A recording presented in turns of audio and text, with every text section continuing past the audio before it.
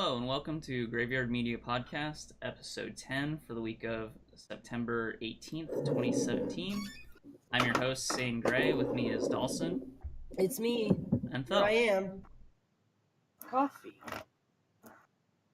Thel might be Okay, tired. so we're going to start off by talking about the games and movies we've been playing and watching this week, and then head into gaming news and movie news. Or the reverse, depending on how we feel at the time. I don't So, remember who started last week. I don't want to I start. started. Okay, go ahead. I mean, no, I said I don't want to start. Oh. Okay, I think I started last week. I can start this week too, but Start this week too. So I've played one thing. Yeah, same. Agreed. I've played no things. Dalsson, I think you and me played the same thing a little bit. So let's just talk about Nier again. Again. Well, now that more than one single person can say Vouch for it. know what's going on. I guess I want to say about Nier is that I really wasn't super interested in it, even though everybody said it was so good, so fun, and it's great. It's the best game. It saved Platinum Studios. Wasn't really interested in it. I was like, well, maybe I'll play it at some point, but okay. And then I'm pretty surprised that you would feel that way about it, but I know. And then I started playing it, and within the first 4 minutes of the game, I had to have played 5 different genres of video game. It starts out like you're playing the original. Don't spoil Star anything Fox. specific. Well, yeah. Genre-wise. Yeah, well, and this isn't spoilers. Well, this no, is like I the still first, feel like in Nier Automata, a lot of the gameplay is a spoiler. That's fair. But they're basically the way I feel about it is that it's an exercise in genre blending gone so wonderfully right. Yeah. It switches so seamlessly between different genres of video game, where the core gameplay is like a Devil May Cry or Bayonetta style regular ass platinum fare. They just intermixed in everything. There's just so much different things. It always keeps you on your toes. You never know what game you're going to be playing, really. Yeah. And even from playthrough to playthrough, which is it up a lot. Mm-hmm. And that's not even Now, when you say playthrough, you should clarify. The second playthrough is not New Game Plus, where you just play the same exact game again. You play as a different character. Play as a different character. Yeah, it's it does the same thing that the previous Nier game Aren't does. there 3 playthroughs? Yes, There are. Yeah. I don't think I have even met the third character yet, though. So I don't know. I think about every the third playthrough is supposed to be about half the length of the previous one. Yeah. Or so. Okay. So I think it goes 8 hours, then 4 hours, then 2 hours, or something like that. Yeah. Right. And that's just because Roughly. of all of the fact that all of the side quests that you did in the first playthrough are finished in the second one, if I remember right. Oh, really? Okay. They're already finished. Yeah. So, Thel, you've gotten to the second playthrough. As spoiler free as you can, are you playing the same story over again, or is it a continuation of the first playthrough story? It's a little bit of both. It's definitely the Okay. same story over again, but because of the new perspective, there's different spots where you. there's an remember what I entirely new story built on top of that story, just because it's the character that you play as gets to be a little bit more close with the enemies, and not only that, it completely changes the gameplay because in a lot of Bayonetta style things, you have in this one too, you have a light attack and a heavy attack. Mm-hmm. Instead of a heavy attack, you get a hack, which is basically turns the game into a twin stick shooter, and It's crazy. Yeah, so basically, to kill all of the enemies, you're it's more than just when you're playing Devil May Cry 4 and you play as fuck, I can't even remember his name. Nero for the first half of the game, and then halfway through the game you get to play as Dante, and Dante has a completely different skill set, but the core gameplay is still the same. Yeah. It's different than that. Yeah, it I is. forgot to switch to headphones. I hope it didn't echo too bad in the first few minutes. I didn't hear any echoing at all on my end. Well, yeah, but Well, yeah, but Discord kind of Yeah, cancels but the yeah, echo. fair It would. enough. OBS It might doesn't as echo a much. little bit on the stream, but Yeah, oh well. it's fixed now. Yeah, it shouldn't have messed with the audio. Like other than it might have been echoing. You could still probably hear everything. So Right. And I started to try Tooth and Tail. Here's my review of Tooth and Tail, the furry RTS game that I bought on a whim. Hmm? You can't change the sound settings in game, so I launched up the game. It was too loud, and I quit. Well, all right, fair enough. We also had this problem in another game that I'm not going to spoil, but that we Oh, are going to no! definitely release a video about. Oh, we did yeah. that. I still need to edit. I still need to edit this, but it's definitely going to come out this. Oh God, I remember that one. There was an options menu in Tooth and Tail, but you couldn't change the music volume. So I thought it had one slider. I thought it did have sliders because I watched the thing on it. it does, but the cutscene volume doesn't change, and I think the music volume doesn't change. At least from my experience. At least the menu music. I don't know. It was like too loud, and I got overwhelmed, and I was like, I'm just gonna go back to Nier. What a So baby. that was pretty much. I know. That was pretty much what I played. I'll try to play Nier soon. See You what that's definitely like. should. It's just. It's I'm just not a super. fucking I'm not super experience. into spectacle fighters, so Yeah. I'm not that enthusiastic to play it.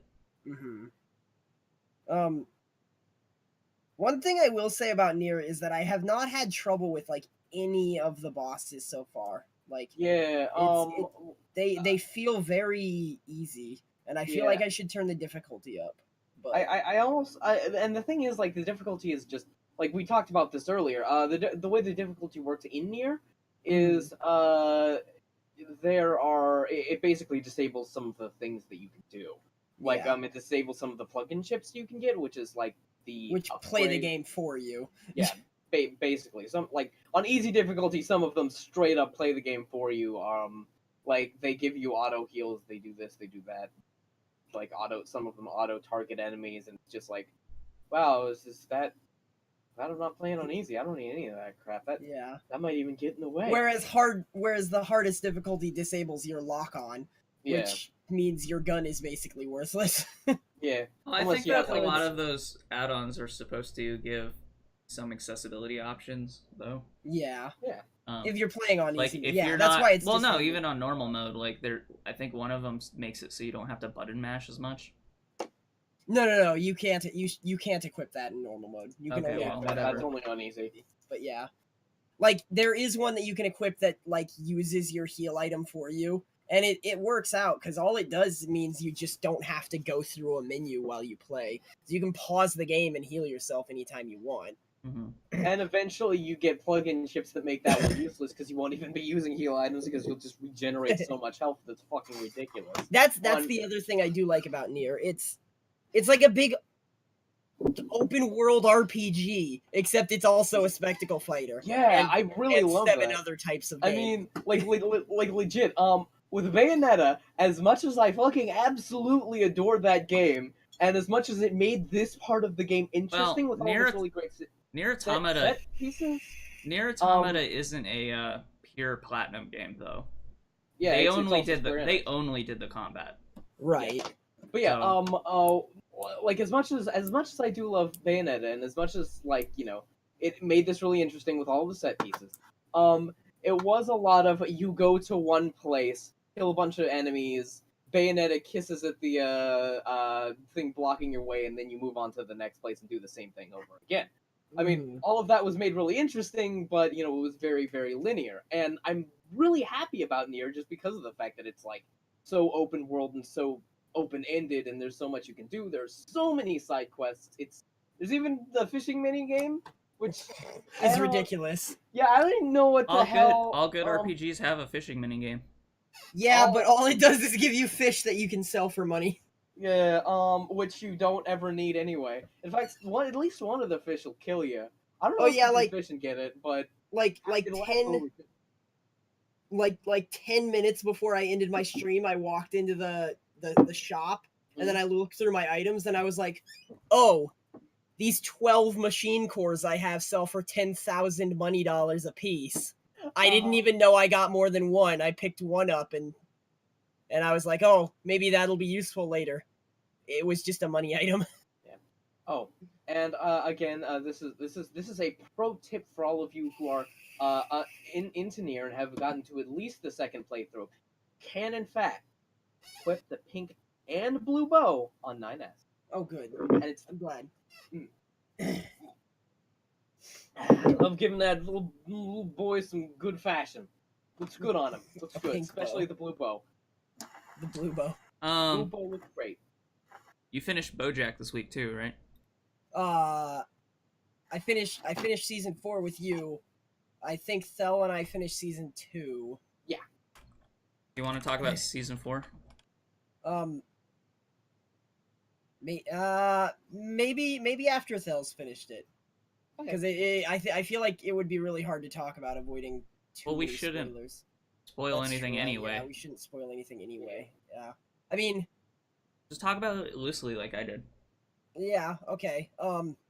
Just overall impressions, how you liked it. I thought it was incredible. There's one episode that's still standing out in my mind. It was the second to last episode. For anybody who watched it, it was like right before the season finale. Like that episode like blew me away. I was legitimately left just completely speechless. I had no words to express how that episode made me feel. And it like it was it didn't I can't describe it any further without spoiling anything, but it really went into the head of one of the characters that's been around since the first season that you never really knew a whole lot about before. And I still really don't know what to say about it. It was just incredible. That one may be one of my favorite episodes of the series, for sure. Right. I don't dislike that episode, but there was definitely a better standout episode for me in that season. Mm-hmm. I liked episode 6 the best. Yeah. Which was like dead center in the middle. Mm-hmm. But yeah, I guess my major complaint with it was just that they focused a lot on characters that felt like a waste of time. Yeah. And I would have rather had more not talking about that character that is in the second to last episode, but other characters that I thought took a lot of emphasis away from his relationship with Hollyhock. Yeah. Yeah, definitely. Though all of the stuff that like was happening with Princess Carolyn and stuff in that season was really interesting to me too. Mm-hmm. They just like went through a bunch, like you said, they went through a bunch of different character arcs. Yeah, and all of them were spread it very thinly. All of them were so unconnected from each other that there wasn't. It used up a lot of time. It's not that they were bad necessarily. It's just they used up a lot of time that I would have liked to be better spent with BoJack. So, well, based on what it feels like we can expect out of season 5, there probably will be more of Hollyhock. Yeah, I think that, like, I was thinking about this later, and I think that they heavily foreshadow her being a character next season, but still, overall, how do you like it compared to the other seasons? Compared to the other God, it's hard to say, because the whole show, like, altogether just seems really, really great. I agree with your assessment that, like, a lot of the characters' storylines and stuff seem disconnected, but I feel like there were so many like heavy hitting episodes, not just in sadness necessarily, but just emotionally not sad or anything, just really hard, heavy hitting episodes in that season that I really liked it. I don't think I can put the seasons on like a scale of which season I like the best, but season 4 really blew me away with a lot of the episodes. And then there were some twists and stuff that I really wasn't expecting that I don't know, threw me for a loop there. I feel like it simultaneously had one of my favorite episodes of the season and had one of my least favorite episodes of the series. Which or series and series. Yeah, I didn't like the episode, the one where they're underground. Oh, okay. I didn't like the underground episode. The one titled Underground. Yeah. Yeah, that one was pretty fucking. That one like, felt like such a weird diversion that only slightly touched on the rest of the plot. Yeah. Like it was it felt like that whole conversation was an excuse for one small conversation that led BoJack to do something. Like right. that. I mean, it was kind of about Mr. Peanut Butter and Diane, but at the same time, it was like, yeah, a lot of it just felt like filler. Mm-hmm. I don't really feel like BoJack has a lot of filler, but that one kind of felt like filler.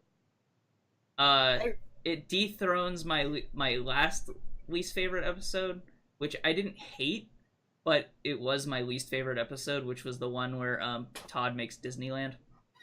God damn it! Yeah, that one. I remember that one. Yeah.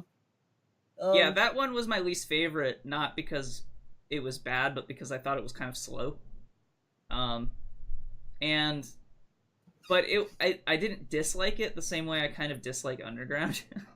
Yeah. And in a season where I already felt like they didn't have enough of one relationship that I wanted to see in it, that felt like a lot of filler without that character even in that episode. So like, I don't know. Yeah. But I really liked, like I said, episode 6. I really liked episode 11. Mm-hmm. And I thought the finale was pretty good too. I agree. It wasn't as strong as some of the other finales, but it was still pretty good. I think it was like probably the happiest finale for some characters. Yeah. Well, yeah. And not the saddest. Yeah, it was the happiest one for all characters. It was the happiest season end for BoJack, that's for sure. For sure. Maybe less so with some of the other ones. It was funny. The most connected plot lines out of the whole season was Todd and Mr. Peanut Butter. That's how like weird of a season it was. But Todd and Mr. Peanut Butter are always or not Mr. Peanut Butter. Todd and Princess Carolyn actually. Oh yeah. That's, right. Yeah, that's what I meant. Yes. I mean, yes, Todd was around with Mr. Peanut Butter, but I think that again, Princess Carolyn was more tied to. I Todd can't than wait anyone to else see... in the series that season. I can't wait to see Todd in season 4 with Thel, because I know that for like 30 straight minutes we're going to be making Space Station 13 jokes, and it's going to be amazing. Good. Good. I expect big things now. You're fucking building this up for me, man. Trust me. Oh, buddy boy, I can't wait. Oh god, I just realized what you're talking about.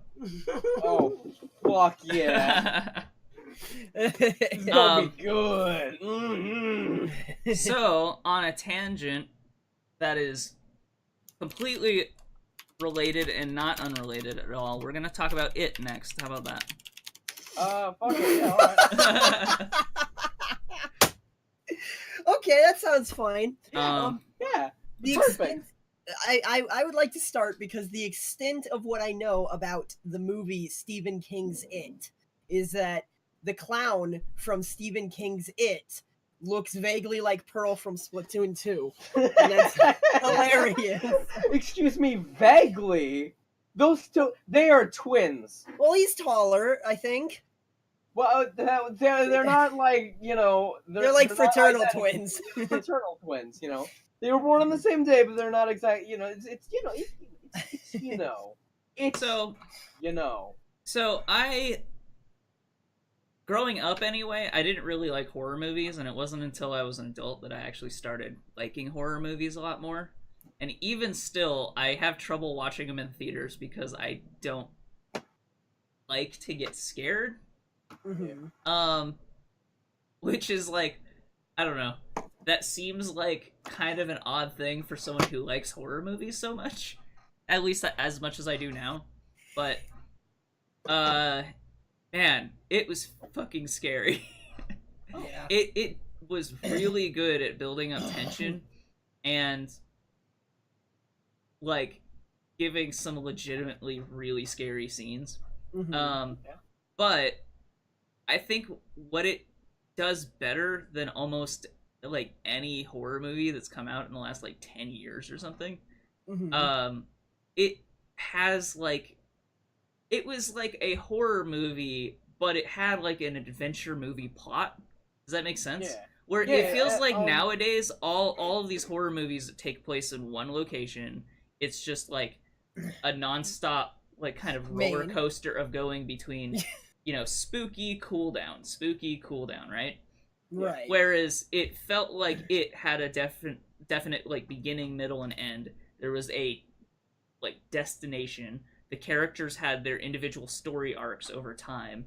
And so rather than just being, like, an excuse for a bunch of characters to get scared over and over again, it was like they were doing something, which I don't think enough horror movies do now. Well, that's something that Stephen King books are really good at doing, too. Yeah. Right. So... And that's honestly what I'm, like, I haven't seen the movie yet, but that's the aspect of the movie that I'm actually most excited of. A lot of people are saying that it does that, the whole, Goonies, Spielberg sort of 80s movie. So here's the thing about that. I actually think that, and this is gonna, maybe, well, I don't know. This is probably not gonna sound that weird, but I think that it took a lot of cues from Stranger Things, and it felt very much kind of like Stranger Things did. And I feel like that's because Stranger Things takes a lot of cues from Stephen King. The thing is, well, maybe, but absolutely, but it doesn't take cues that, from the last miniseries, It, because that was not the same. Yeah. So it wasn't like Stranger Things was taking cues from the It miniseries that came out like 10 years ago or whatever.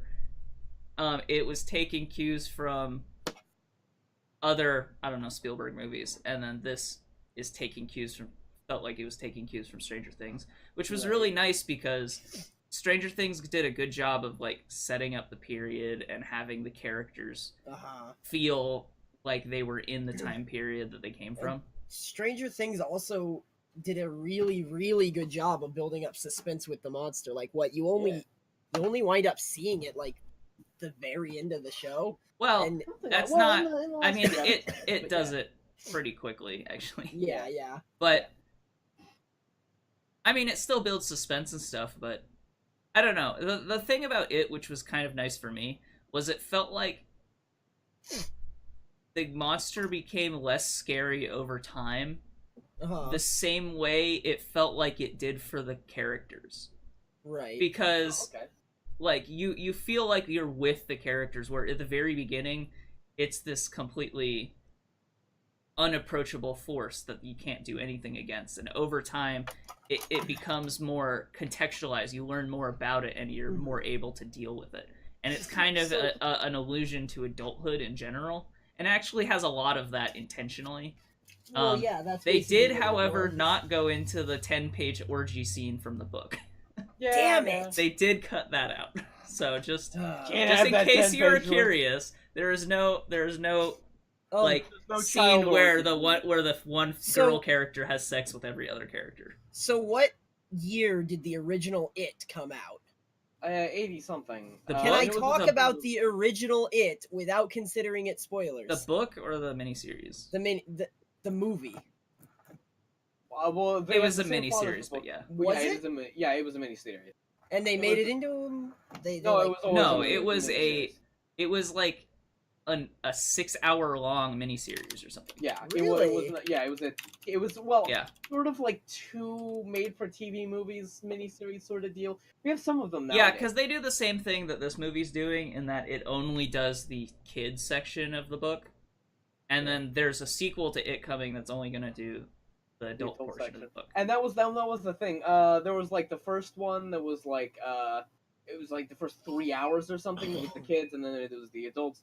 The adults one was really, really, really, really, really bad in the It miniseries, and the kids one was actually pretty good. Which is funny because I remember hearing that the kids' acting was pretty bad in that. Oh yeah, but the adults' acting was worse. I guess I can refer. Funny. I guess then I'm referring to the miniseries. Is that going to be a spoiler if I spoil the end of the miniseries? I wouldn't. I wouldn't spoil the end because I haven't seen it, but I feel like there are a lot of things that would be parallel, and I wouldn't want to risk spoiling something that is from. Do you know what the end of? No, I've not seen the turned original. out to be. Okay. Oh, okay. Have you read the book? No. Oh, okay. Well. So. And I mean, I've seen the movie, but I mean, I guess. Well, if the movie only focused on the that's the thing. Section, I've only seen the new one, and you've only seen that one, so I don't want to tell you. So neither of us know. Yeah. Neither of us know whether or not it would be spoiling the movie. So. Right. Question. Yeah. Dalsson. Yes. Is the thing you're going to refer to like the form of the creature? Yes. Okay. First off, in the miniseries, okay, in the book, it was very, very not specific what like sort of it was supposed to look like. It was it was one of those things where Stephen King like sort of sparsely describes a monster and then to make it scarier. Yeah, and then it was a like someone just decided this is what it's going to look like based on that. So in the new movie, it might look completely different. Yeah. So in the movie, in the new movie, it actually does change depending on who's looking at it. Oh yeah, well, no. Except for the clown form, like the clown part is the only one that's consistent that everyone sees, but right. And even that changes a little bit. Does the movie have like basically an identical shot of that sewer scene? I don't know because I haven't seen it. It has a scene that is just like it, but I don't. I mean, I've seen where it's from one angle and from another. I don't know. Okay? Well, here's the thing. It did have a very, very similar shot. It was almost like to me, it looked like, and I've seen the shot just because it's been floating the fuck around because there's a camera about. Oh yeah, I mean that's probably the most iconic scene from the. Yeah, and it does look almost exactly, though it does look like the camera, like the one from. But the new one definitely does look more Hollywood. It's more moody. Yeah. It's more like in a good way. It looks more like absolutely. I don't know. It's like a foggier day. It's like rainy. It actually looks rainy. And the way that the clown's face is illuminated doesn't look as fake. Yeah.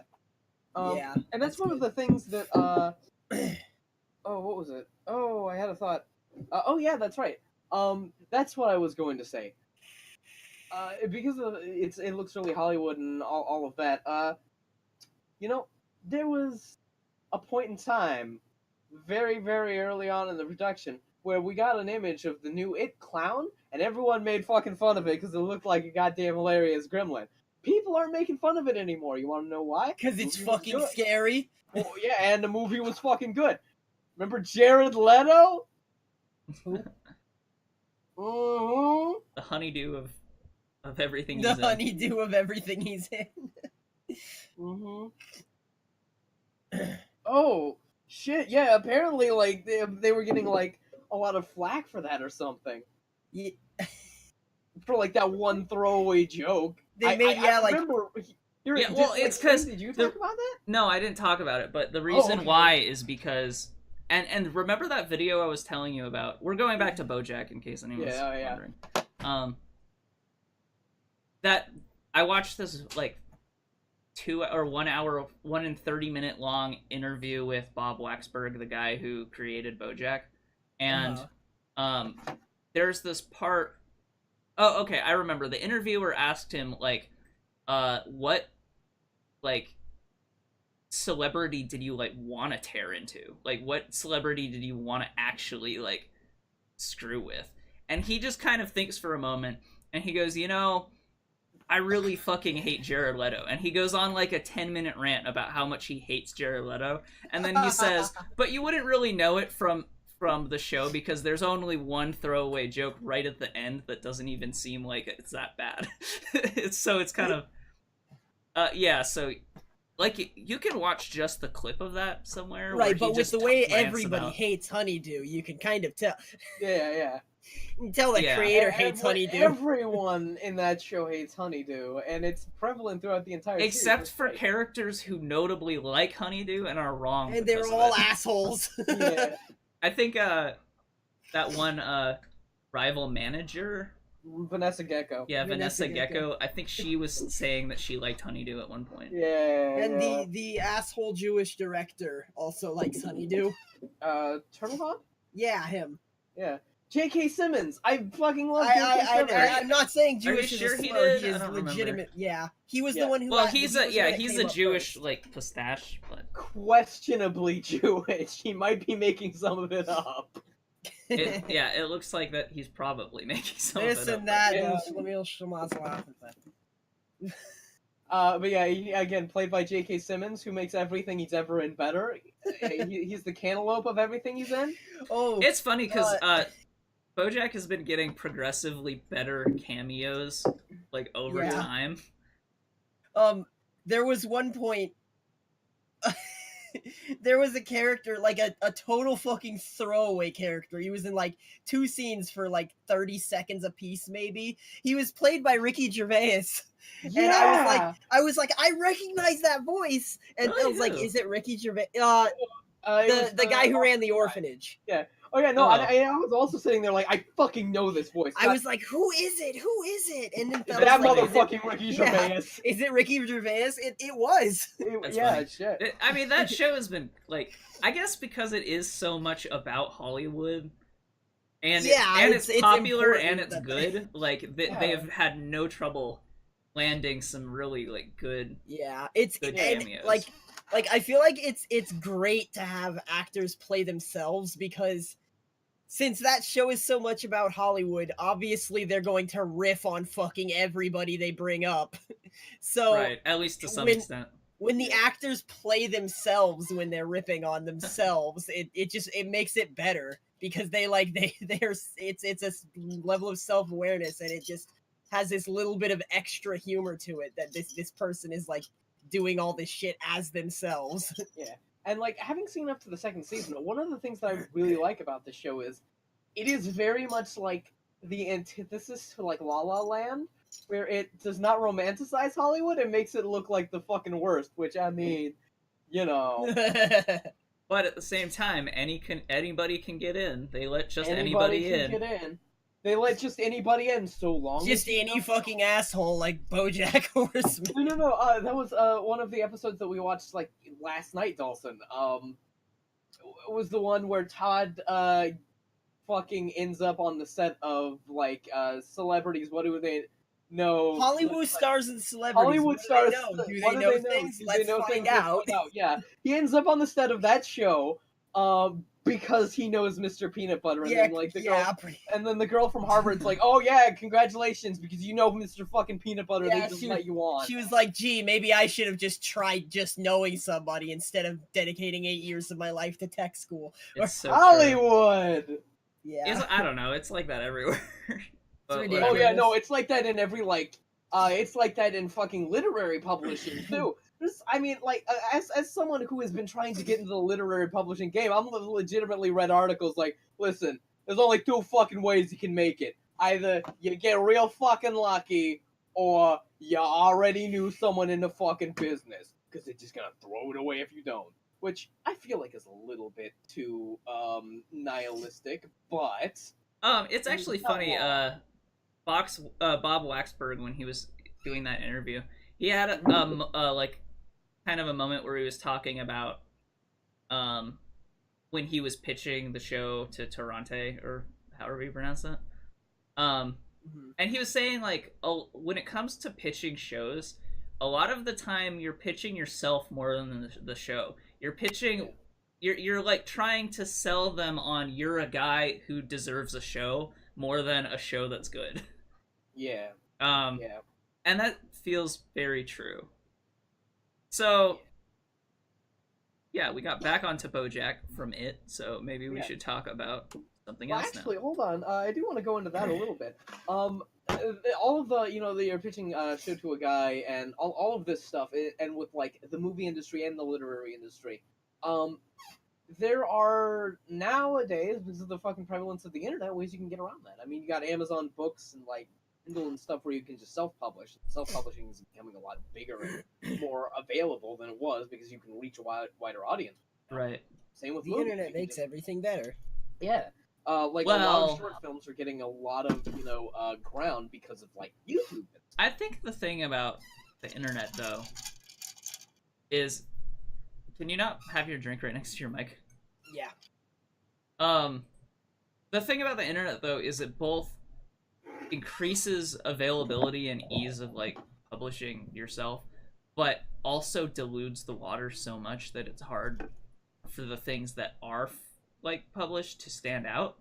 So you get in this weird like catch-22 where you have 300 different genres of music and nobody's heard of like Any of them. 95% of it, right? Yeah.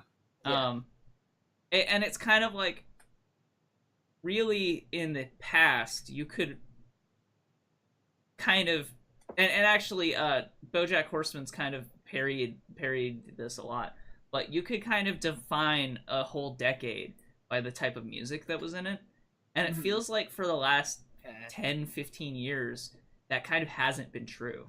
Like there hasn't been any like music that has been so influential that it kind of crosses, like, I don't know, we don't have a Michael Jackson of this age. We don't have I don't know, other than maybe like Kanye West, maybe. Yeah, well, and that might just be like on the level of pop, because like when you go down deeper, and I feel like this is just because of the fact that it's broadened the indie scene. A lot of the stuff that the studios, the big studios, the big music studios, even more than they were in the 90s with like tape copying, are fucking doing not too good, because you got shit like Pandora and Spotify, so they have to fucking do whatever they can to get big motherfuckers in. You got people like Kanye West who are like doing their own thing outside of the studios, even, just because they don't want to have any of that hassle. I mean, it's not that they're not making money.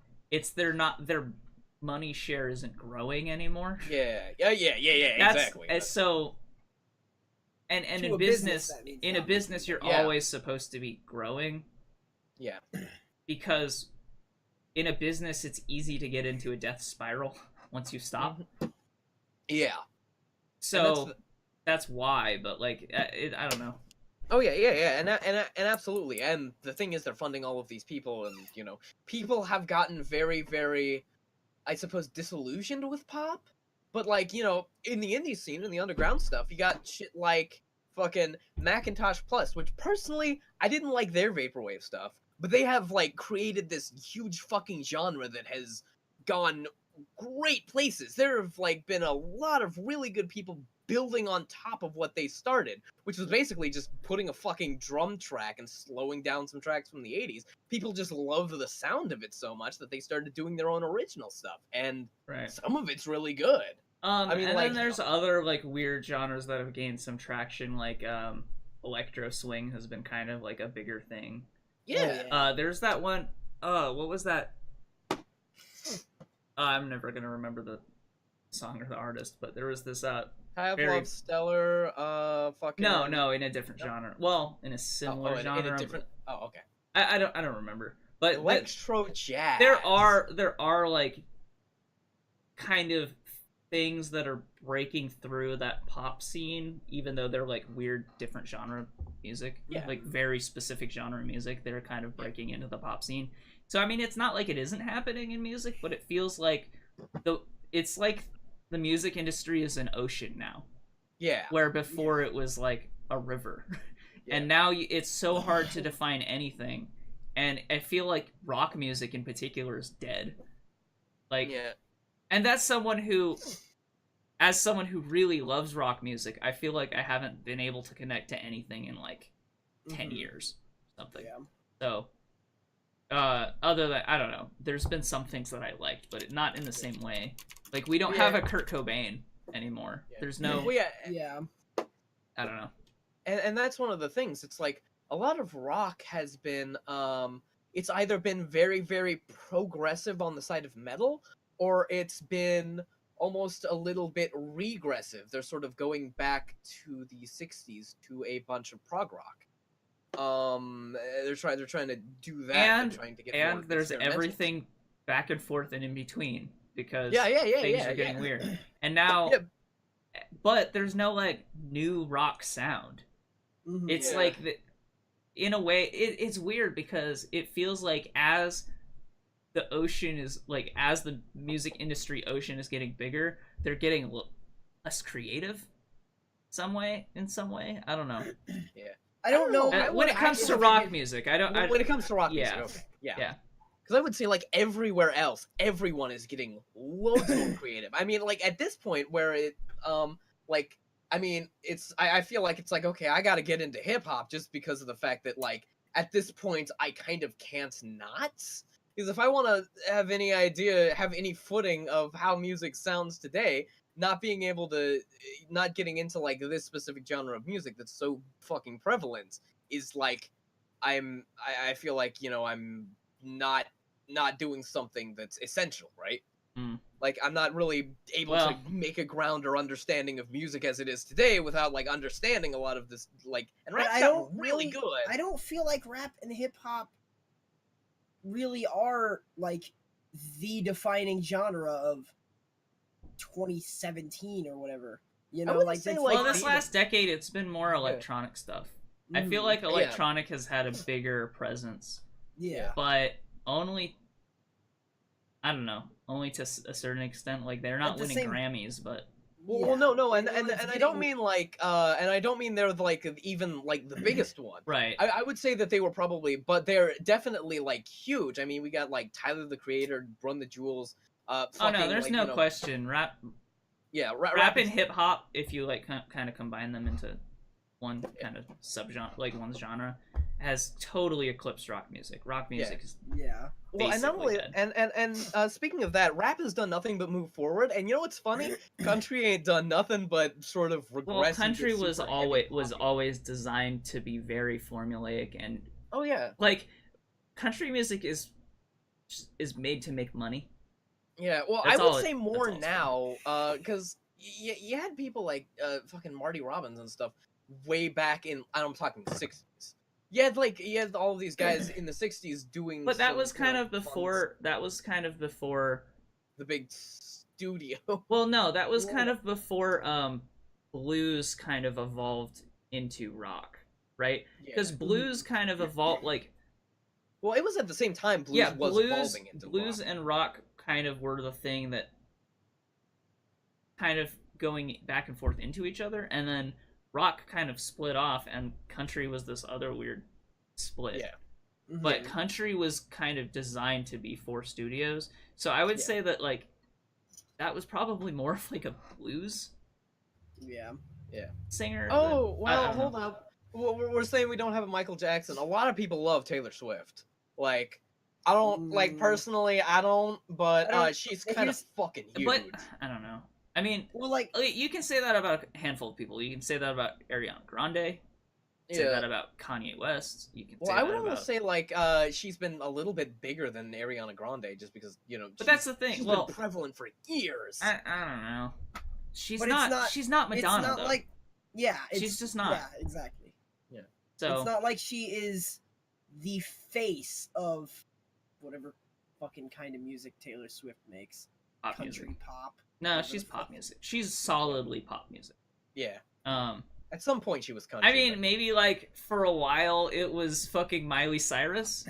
Yeah. But like, but I don't think that it's not the same way. Like, she really rode hard on the back of Billy Ray, though. Michael Jackson and Madonna, they were like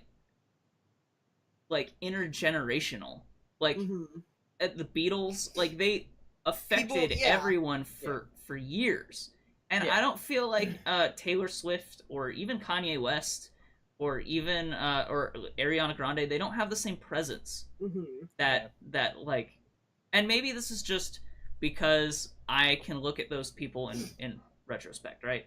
Like, but at the same time, like Kurt Cobain was an icon, and he was only active for like 5 years or something. Yeah, So exactly. like, I don't know.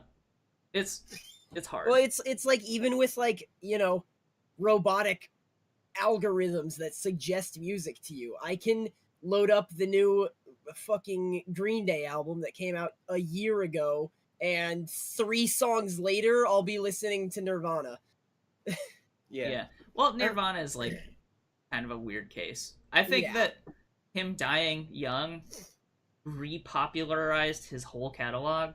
So so with Nirvana and yeah, with Nirvana, like every single song they wrote is popular now. Yeah. Which I was not the case before he died. So like even like really weird ass songs like Penny Royalty would not, like, the only reason that's popular was because he did it on Unplugged, and it was like 6 months before he died. Yeah. Right. So and actually, to Nirvana's credit, they did choose to intentionally play nothing but songs that were unpopular on MTV Unplugged, which was not the norm at the time. At the time, everybody played their most popular songs at MTV Unplugged, and Kurt Cobain did the opposite. So you have this awesome track of a ton of music that he performed live that you can't even tell was performed live because it's that good. And it was 6 months before he died, so it became incredibly popular. Like, so Kurt Cobain's a weird case because like Nirvana's entire catalog is popular. So of course you're gonna run into it, but maybe unpopular opinion time here, but I like Foo Fighters better than I like Nirvana. Well, you're just wrong. Sorry. You know what, guys? Really, we're talking about Foo like icons of, you know, like icons of the generation. And I think we're really completely forgetting something. Hatsune fucking Miku. Oh my god, I knew it. I knew. That's where you were going. I feel but like don't get that's it twisted. I feel like that's kind of a fad, even in Japan. Honestly. I don't know if it's a fad. Hatsune Miku's been popular it's been a fad for like since 25 years or some shit. Yeah. Well, here's the thing. I'm not gonna say that Hatsune Miku to Hatsune Miku is the fucking program is the one that's making her popular. I'm gonna be honest. It's fucking Giga P. Giga P is it's the Hatsune Miku cinematic universe. Well, I mean, it's the same thing. It's the same thing with it is. It's the same thing with Linkin Park, right? Like Linkin Park had 3 albums that defined the early 2000s, right? Yeah. But as soon as they change their writer, they're garbage. Yeah. So it's more about the music writer than... Yeah. Well, yeah, and Giga P, this specific mixer, doesn't even just work with Hatsune Miku. He works with like actual singers, fucking bunch of different Vocaloids, and he sings himself. And goddamn, that man has a sexy voice. Fuck, shit, love that. I think Hatsune Miku is in a weird place because there's a lot of novelty associated. Yeah. With it. So like it's kind of popular on a sort of a different level. Yeah. It's not the same. It's not. Well, it's the same reason that like. This is another thing that I think people might jump on me. Not you guys specifically, but other people might jump on me for. I'm watching you. That Touhou is popular, like as popular as it is. It's not about the games or anything. It's about the like. It's just Toho. It's not Touhou. Yeah. Touhou. Yeah. The U is silent. You don't pronounce the U. Well, yeah, that's true. But I like that he does that just so we don't get mix the fuck up with like Toho, the production company that made all the Godzilla movies. I say Touhou half the time. Yeah, I would probably think of the games first, but it's like yes, a lot of people like the games, but the reason for its popularity is just because of all of the like intense lore and fan creations and stuff. And it's the same thing with Hatsune Miku and Vocaloids and stuff. Yeah, absolutely. There are like ton of Vocaloids. It's not exactly just about the music with Vocaloids. Yeah. Whereas with what we're talking about, it really is just about the music. Or what we were talking about. Yeah. There's like this whole. I mean, I don't think that they should have like this whole big lore, but I mean, it's like the Japanese level of lore where it's like they hang out in the house together. It's like a fucking sitcom with a bunch of characters. Yeah, you'll never guess what fucking Hatsune Miku How said did to we Lin. tangent so hard into music? I have no I idea. have no fucking man. idea. I know Where it was did my we fault. I start? know it was my fault. It but was from BoJack, I think, and it was about Hollywood. And then you said it's the same thing with record What's labels. funny? and What's it's funny is about- because we went to BoJack, or we started with BoJack, went to it, tangented back to BoJack, and then BoJack. went to music. Like, and then went to this shit. Yeah. yeah. I hope something happens in the music industry soon, because I don't know. I mean, I'm I don't know, depressed. Music makes me depressed. I don't know. I really like it is, just because I can find a bunch of different art. Like, you got artists doing fucking blues stuff now. New artists, doing fucking Stevie Ray Vaughan levels of shit. Well, not lyrically. I'm talking about Joe Bonamassa. He's doing some pretty good stuff. He's a great guitar man, but he cannot write lyrics. I guess I'll further clarify. I wish something would happen in the fucking rock scene, because there's nothing. Fair enough. Yeah. Like, Nothing new. I can't. Yeah, anyway. I don't know. And all of the like record label rock music is moving further closer to pop. So Yeah. like, Mhm. I don't know. That's Yeah. that's the problem. Like everything that Thel has brought up is stuff that you like have to go out of your way searching for. Whereas back Right. when in the era that we're talking about, these are things that were the absolute biggest possible things. There was no way to avoid it. Whereas Yeah. now you have to like dive into whatever genre you're looking for and really search for Right. it. Is that everything we've been playing this week? Have we Yeah. watched anything else? I've been playing Wayward. Why don't you Okay, talk cool. about Yeah, Wayward talk a about little that. I'll talk about it a little bit, but there's not much to talk about. It's kind of like a Oh, excuse me. it's like a roguelike survival game that has a lot of emphasis on crafting. Except the more I play it, the more it feels tedious, because Hmm. it even to do basic stuff, it takes so much work. Like Mhm. one of the major things you need is water, right? Right. For obvious reasons.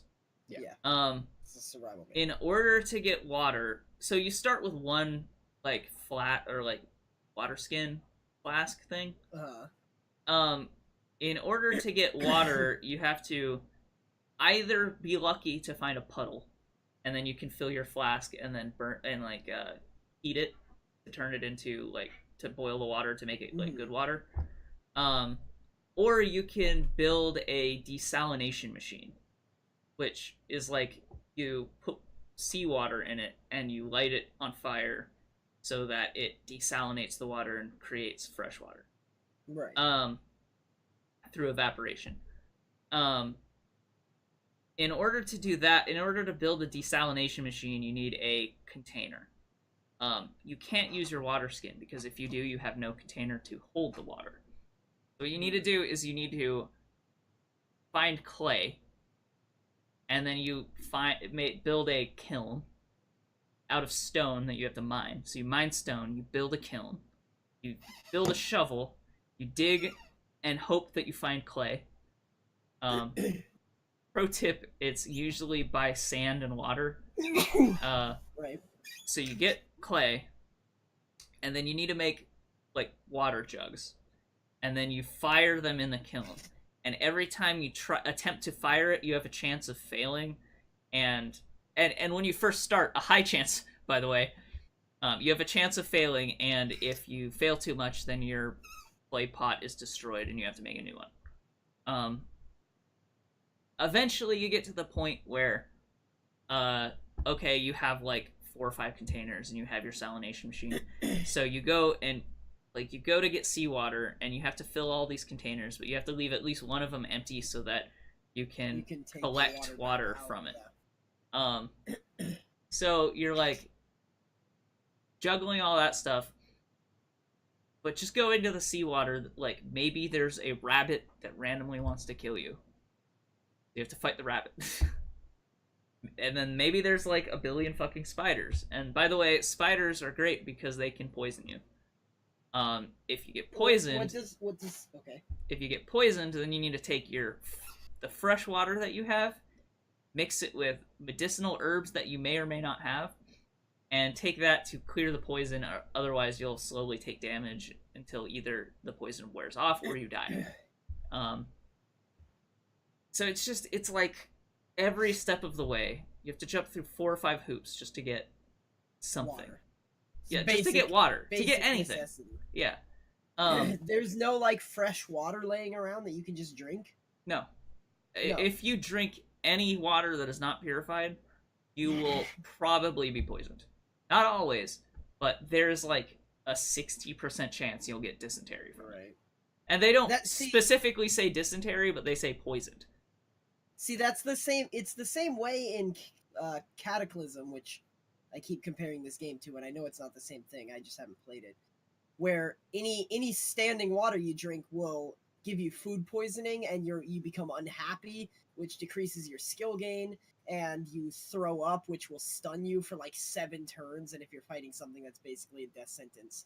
But the way that Cataclysm solves that is by also having like a convenience store you can go to that has that's the thing. Like in this game, you are literally on an island. Nothing. Yeah. There's no scavenging. You can, at best, you can find like rocks and twigs and branches and stuff on the ground. But in order to get a majority of what you need to survive, you need to like actively be doing things. Create it, right? On top of that, there's a meta layer that's like the difficulty rating of the game. Right. And the more malicious behaviors you do, the more difficult the game gets. And you have to balance your like malignant score versus your benign score, because if your malignant score gets too high compared to your benign score, then eventually it bumps the difficulty up to hard. And then when you're in hard, more things are trying to kill you, and harder things are trying to kill you. So it's like you have to collect resources, but you need to do it in a way, you have to balance it with how you do other things. So even to get something like stone off of like a cliff or whatever, every time you like break stones off of the cliff, that increases your malignant score. Oof. In order to balance that, you have to like get like apples or like some kind of fruit and eat them, and then you can plant the fruit seeds. And planting stuff or making compost, that stuff increases your benign score. And I'm getting like exhausted and exasperated just talking about it, because it's like a lot of work to do to play the game, it feels like. So could you just try to like rush yourself to like a big nice suit of armor and a heavy weapon or something, and just not care about your difficulty rating? Or at least you'd never not make care it. About it you would never make it. Never make it. Because the thing is, in order to get metal armor, so okay, one thing you can do is bark armor. Right. Bark armor you get from stripping trees or stripping bark from trees, which you can't do directly. You have to kind of harvest on trees. Oh Jesus! You have to harvest on trees, but if you do it, like everything has like a health bar that they don't tell you directly. It says like unscathed or pretty damaged or something like that. Right. If you like harvest on a tree like once or twice, then it won't destroy the tree. Then you can continue, like you can let it regenerate and then do it again like the next day. Right. So if you kind of go through all these trees, you can sort of collect bark, but even doing that increases your malignant score. So you can get bark armor kind of early, and that actually helps a lot when you're fighting monsters. But in order to get metal armor, you have to create a furnace to smelt ore. You have to get the ore. In order to get the furnace, you need to collect rocks. in order to like smelt the thing, you need the ore, you need a furnace, you need an anvil, and you need a bonding agent.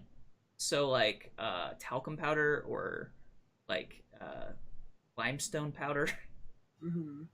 And the metal, of course. So it's like there's a lot. You would never make it. You would never make it to what about a suit of armor. A really, really good weapon. Like, it doesn't matter. It doesn't matter how find weapons. No, you're or not. You listen. have to... You're misunderstanding. Okay. You do not find anything created at all. Then how is this even you a find roguelike? Natural resources. It's a roguelike from the sense that it is tile based. All characters move at the same time. Yeah, you and all enemies move at the same time. And there's like health and stamina and it's survival. It has survival resources. So it's not roguelike in the sense that you are exploring caves or anything. Well, it does have caves in it. I was reading about caves. It does have caves in it now that what is in those? I don't know because I've never been I've never been in a situation where I felt comfortable going into one. Because caves are dark, which means you need a torch of some kind. Oh my god. There are monsters in it, so you need armor and weapons of some kind. I did find a shield once, a metal shield I found off of a monster I killed. Yeah. I think there are some drops, but I mean, I don't know, maybe. But it's so hard to get to that point that like what I'm saying is this game feels really tedious, and as much as I put like maybe 6-7 hours into it this week. I've played it before a little bit, but just this week I put like 6-7 hours into it. And while it was fun at first because it was very much like collecting resources and doing things with it, I think that meta layer kills it for me because having the difficulty change based on what you're doing, it just makes the game tedious. It means that you have to focus on things like farming. You have to balance what you're doing, like you're scavenging with your planting. Can it happen to a point where you get your benign score high enough that the game becomes easier? Or do you just start out at the easiest level? You start out 0 at normal. Okay. I believe if you get your benign score high enough, you probably could transition it into easy, but the thing is, in order to survive in that game, you have to do so many things. Yeah, well, I guess at a certain point, you would probably be able to make it, because if you had a lot of raspberry plants and apple trees, and like you had like a big enough farm going, you get benign score from harvesting a plant without destroying it. Okay. So if you use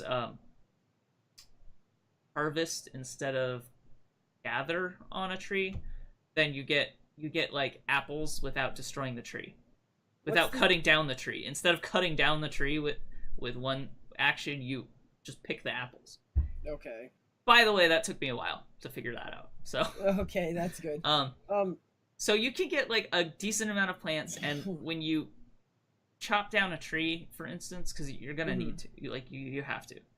You chop down a tree, you can take those leaves and you can turn those into compost, and then you can turn compost into fertile soil, which increases your ability to farm. And just making compost, just making fertile soil, increases your benign score, but at the same time, you have to dig up dirt to get soil, which increases your malignant score. Chopping down the tree increases your malignant score. If you kill monsters that are not... So if you kill a rabbit, it increases your malignant score, but if you kill a giant rat, it increases your benign score. Okay, so killing, like, some monsters, evil creatures. yes, some monsters that are evil don't count against you. Excuse me. Especially if you, like, carve them and make use of their like, corpse, then you actually increase your score because you're doing good things with it, I guess. Right. It's like you're not just a weird just morality killing, system. You're not just killing to kill, you're killing it like Native Americans. But the thing is, like, well, no. use every part of no, because, for instance, a rabbit. You kill a rabbit, some things give you negative crafting and some things give you positive crafting. What? Yeah, no, I'm serious. Like, there's crafting reputation, and certain things like compost, for instance, that has a benign crafting reputation. If you craft that, it increases your benign score. Other things, if you craft them, it increases your negative score. Can you give me Rabbits, an example? Like, what the fuck could possibly you could craft that would make you eviler? Most things. What? A wooden wall increases your negative score. Why? Who the fuck designed this game? Was it J.R.R. Tolkien in fucking in combination with goddamn Hayao Miyazaki? I don't know. Don't industrialize. Congratulations, you're fucking evil now, you industrial piece of shit. Fuck you. It kind of feels that way. But one thing you can do is if you craft a raft, you can use the raft and go to a different island, and then your score resets on that island. Oh, that's nice. Oh, yeah, okay. Can you go back to the original island? I don't know. Okay. You piss off the fucking forest spirits. Yeah, the forest spirits hate you. I'm gonna leave. You built a fucking wooden wall to protect you from the wolves, you bitch! Fuck you! The strategy I found to not... to live despite not building walls is I built my base into the side of caves and trees. I cut down a tree and then built a door there. Yeah, okay. And a door increases your malignant score too, but it has the added benefit. It has the added benefit of opening and closing. Live with nature, asshole. Oh yeah, Does it want you to be some kind of fucking like level 8 vegan druid? It feels like the game is level 8 vegan druid the game. In a lot of ways. Fuck? Shit! I just created not vegan, because actually eating meat, if it's cooked, does not increase any score. Yeah, but killing the thing to get the meat to cook it does, right? If it's evil, if it's evil, you get rotting flesh and rotting meat, that sort of thing. So it's bad meat. You can't eat it directly. But you can create something called emicin from it or something. Pemmicin or something like that. I don't know what that is, but it's I don't know. But if you take 2 pieces of bad meat, you can turn it into 1 piece of good meat. It's a concentrated mixture of fat and protein used as a nutritious food in Canadian cuisine. Okay. Apparently that's... You make that out of rotting meat? I don't know. You can take your rotting meat and just take all the rotting fat off of it and eat that instead. Right. This game was developed by the Druidic Council of fucking Anprim. Or you could do things like eat nothing but, apples and... Which turns you into a level 8 vegan. But, okay, one thing you can eat that doesn't...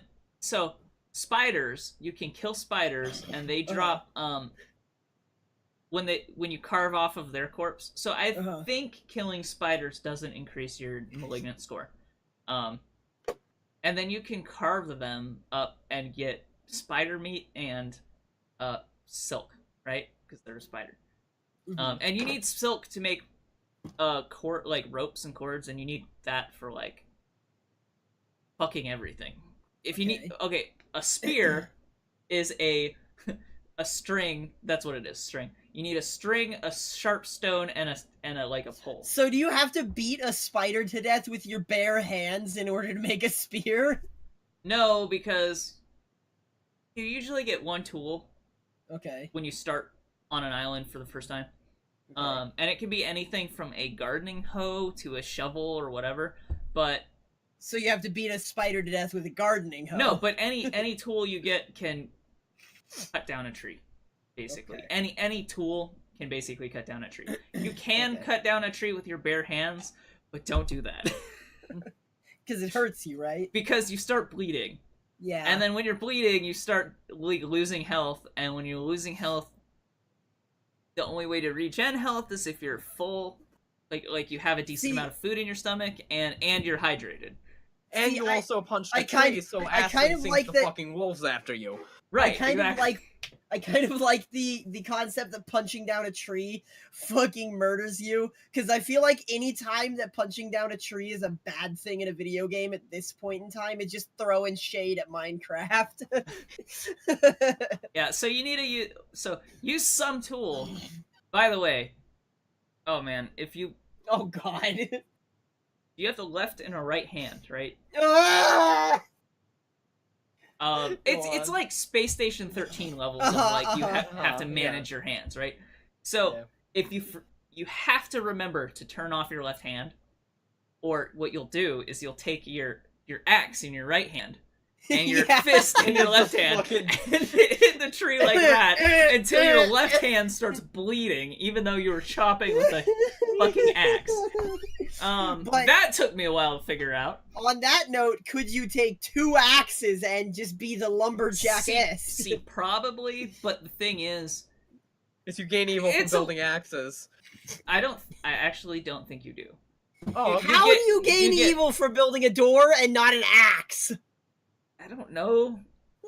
What's the logic in this fucking game? Maybe you do. Well, maybe it's like maybe you do. Maybe you do, but it's like on the same level as I think it might be 25 negative crafting reputation, maybe. But like it's a 25 isn't very much. You can get 30 by failing to make compost 3 times. Okay. Well. So, not even making compost, failing to make compost 3 times, attempting to make it 3 times gives you crafting reputation. Oh, this is ridiculous. Yeah. So the game is like fucking nuts. Yeah, it's like, kind of bonkers. It sounds so ridiculous and horrible, and it sounds like I would hate it. But everything you've said just makes me want to try it because I. Go ahead and try it. I mean, it's fun at first because, like, I don't know, crafting things and like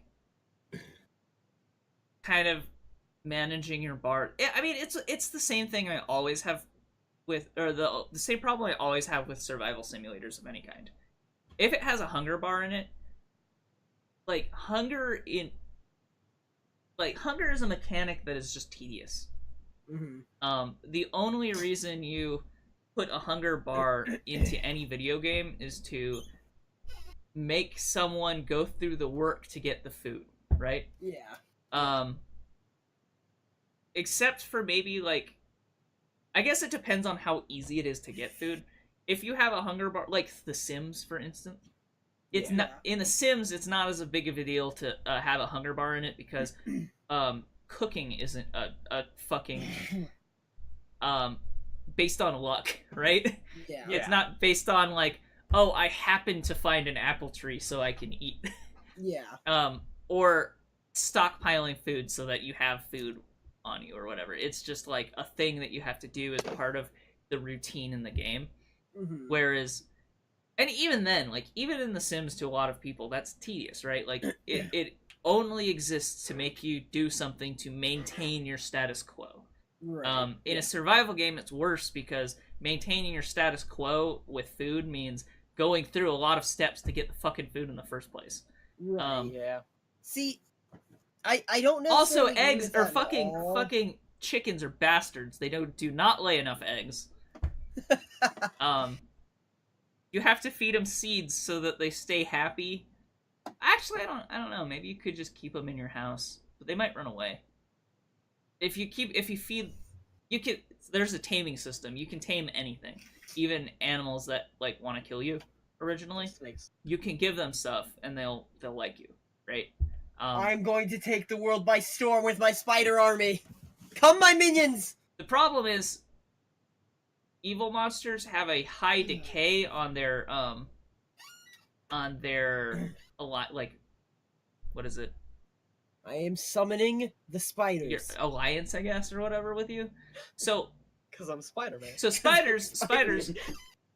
I found you can tame spiders with worms that you can find while digging. Okay. So if a spider is... The only problem with that, though, there's no way to control your tamed animals. So they follow you. Okay. They follow you while they're tamed. So if you want to feed a spider a worm so it fucks off and stops trying to kill you, then it will stop trying to kill you, but it will follow you around until its alliance with you decays to the point that it wants to kill you again. It's gonna kill you again. So, in fact, it might kill you worse because it might be angry when it stops being allied with you. So I don't know. The game is it's pretty tedious, but Yeah. And you So can, my tame plan cows. here is to tame 1 million spiders and then go into a cave and unleash hell. And As then the get all the fat loot. like most All right, so roguelikes, have you- I don't think other monsters travel through doors. Travel Yeah. through Motherfucker! stairs, right? So No. just like Stone Soup, you can abuse stairs by going in and you In abuse Stone stairs. Soup, a lot of monsters do follow you upstairs. The ones that have mines. Maybe, well, Kobolds, orcs, stuff like that, they follow you up and down stairs. Spiders, Kobolds worms, don't. they don't. kobolds Are you don't. sure? Yeah. In fact, Stone Soup is the notable example where most things don't. I know that monsters that have mines do follow you upstairs because I've been fucked over by that. A lot of them do. I know, like, maybe some of them specifically ghosts will follow you upstairs, like ghosts of your past characters. maybe some of them can. But one of the ways to win Stone Soup is to abuse the stairs. Yeah. At any Fucking- rate, when you going to a cave is like transitioning to a different zone. So when you go into a cave, Right. you're like there are monsters in there and there's monsters outside. And in fact, if you get a spider army and then go into a cave, when you come out of the cave, you might have a spider army trying to kill you.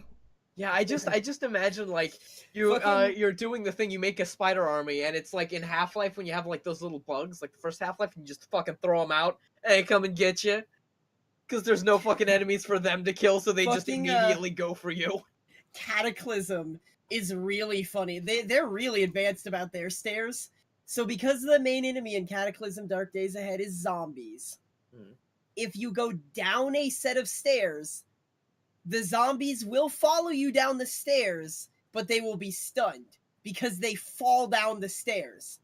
If you go up a set of stairs, the zombies cannot figure out how to climb up the stairs after you. Shit. So zombies will follow you down and not back up. I feel like they It's should be able to hilarious. follow you up, but at half speed because they're probably Very crawling slowly, up the yeah. stairs, right? Yeah. Maybe. I find it so funny, like, how Cataclysm just has all these crazy fucking advanced systems in it Well, that are almost meaningless in the grand scheme of the game. that was a long time on Wayward. Yeah. A lot longer than we thought it would be. If you really like survival games where you have to tediously go through several hoops just to get purified water, go ahead and check it out. But I don't If think you I don't- could recommend it to most people. Fair enough. You have to like really like the survival genre and tolerate the roguelike genre, right? Right. Okay. No. You think we should go to break? We've been going for an hour. Is there? Yeah, 15 I think minutes we or so. probably should. But if there's any other games we want to talk about, maybe we should try to knock it out real fast. I think that's everything for me. Yeah, I haven't really done all that much. I don't know if I said it last week. I think I did probably, but I want to throw a quick shout out to Realm Grinder. If you like Cookie Clicker, Realm Grinder is just that, but with 25 times as many mechanics. Yeah, It's it's fun. very much the evolution of the click on the fucking screen video game. I was playing Honeycam Studio, which is also a clicker. I hear there's no pornography in that one. Wait, that's a clicker game? Yeah, Really? you didn't know that? No, I Yeah. thought it was like another, like, go and talk to ladies, except you No, take Honeycam pictures of Studio. them. So, Honey Pop was a kind of a pseudo dating game, Mhm. a dating sim with Match 3. This one was a clicker where you're managing a group of girls in like a brothel, basically. Oh, It's not like a brothel sim, it's like a time management sim with girls, right? Weird. okay. One of the things you do is actually not a brothel, but like a yeah, like a webcam thing, Oh, right, okay. like a webcam studio. Yeah, And then you have to manage their stress, their like smokes, their alcohol, and it's like a clicker. And one of the interesting thing this game does, so it doesn't make you click. You can click once and just hold it. But the thing is, they have mechanics about how fast you get money, like from clicking, from like holding down for clicking. Okay. So you have to spend money to increase the rate at which you can collect money. And when a building is completely uncollected, then when you're clicking, it increases time. Mhm. So it makes your characters in that building go faster. You're holding down on that building, but if one of them finishes, then it'll like dump a bunch of money, and then you have to collect all the money before you can speed up time again.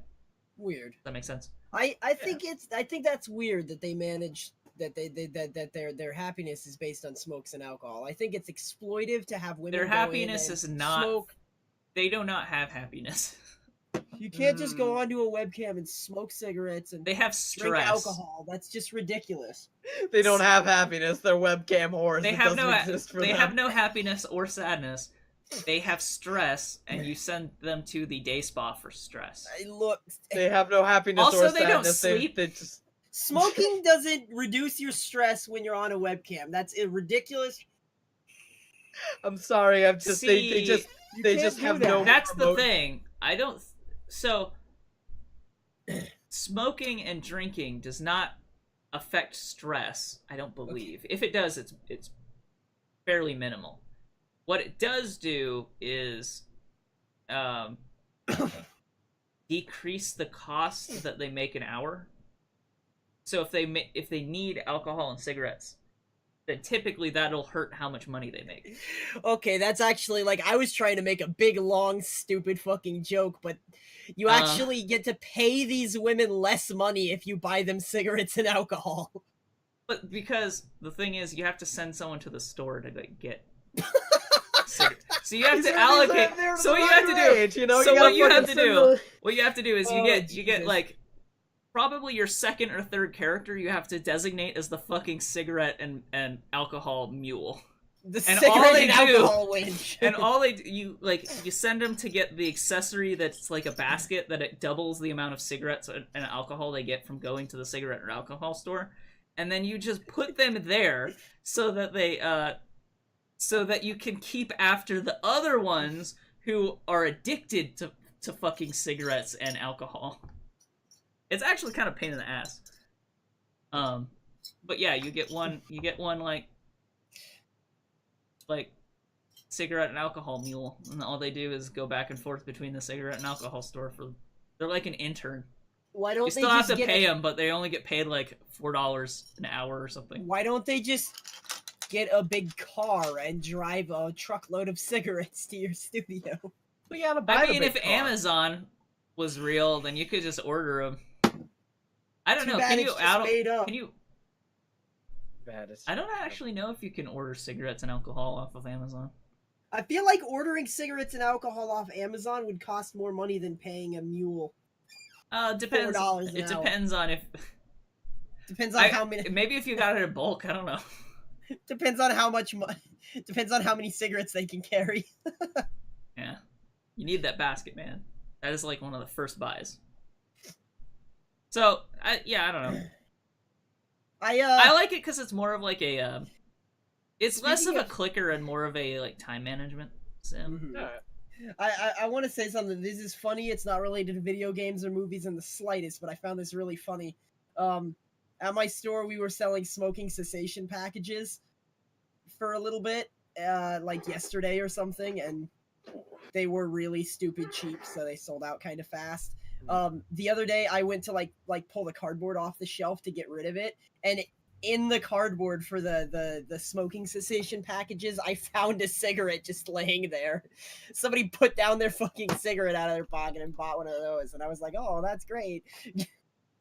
You know Either what? that or I'm they did it to done. be funny. Yeah, that too. They probably did it to be funny, but I'll put this someone can find this later. They need an extra cigarette. So why don't we go to break? Let's go to break. So 5:35. Sure. Yeah, okay, Works sounds for good. me. Like 7-minute break. Yeah. Yeah. Okay. Okay. I'll be right back. Check you guys in a little bit. Okay, and we're back. Hello. We're back. It's me. Fuck, he's fucking with some shit. We're not talking about smoking anymore. Tweet it the fuck up. Hashtag smoking, hashtag cool, hashtag tell your kids. Hashtag shut the fuck up. Hashtag get a baby's addicted to vaping. Hashtag get them babies addicted to vaping. Okay, game or movies? Oh shit, which one do we want to do first? Let's start on movies. Okay, fuck, let's do it. There's less of that. Yeah, fair enough.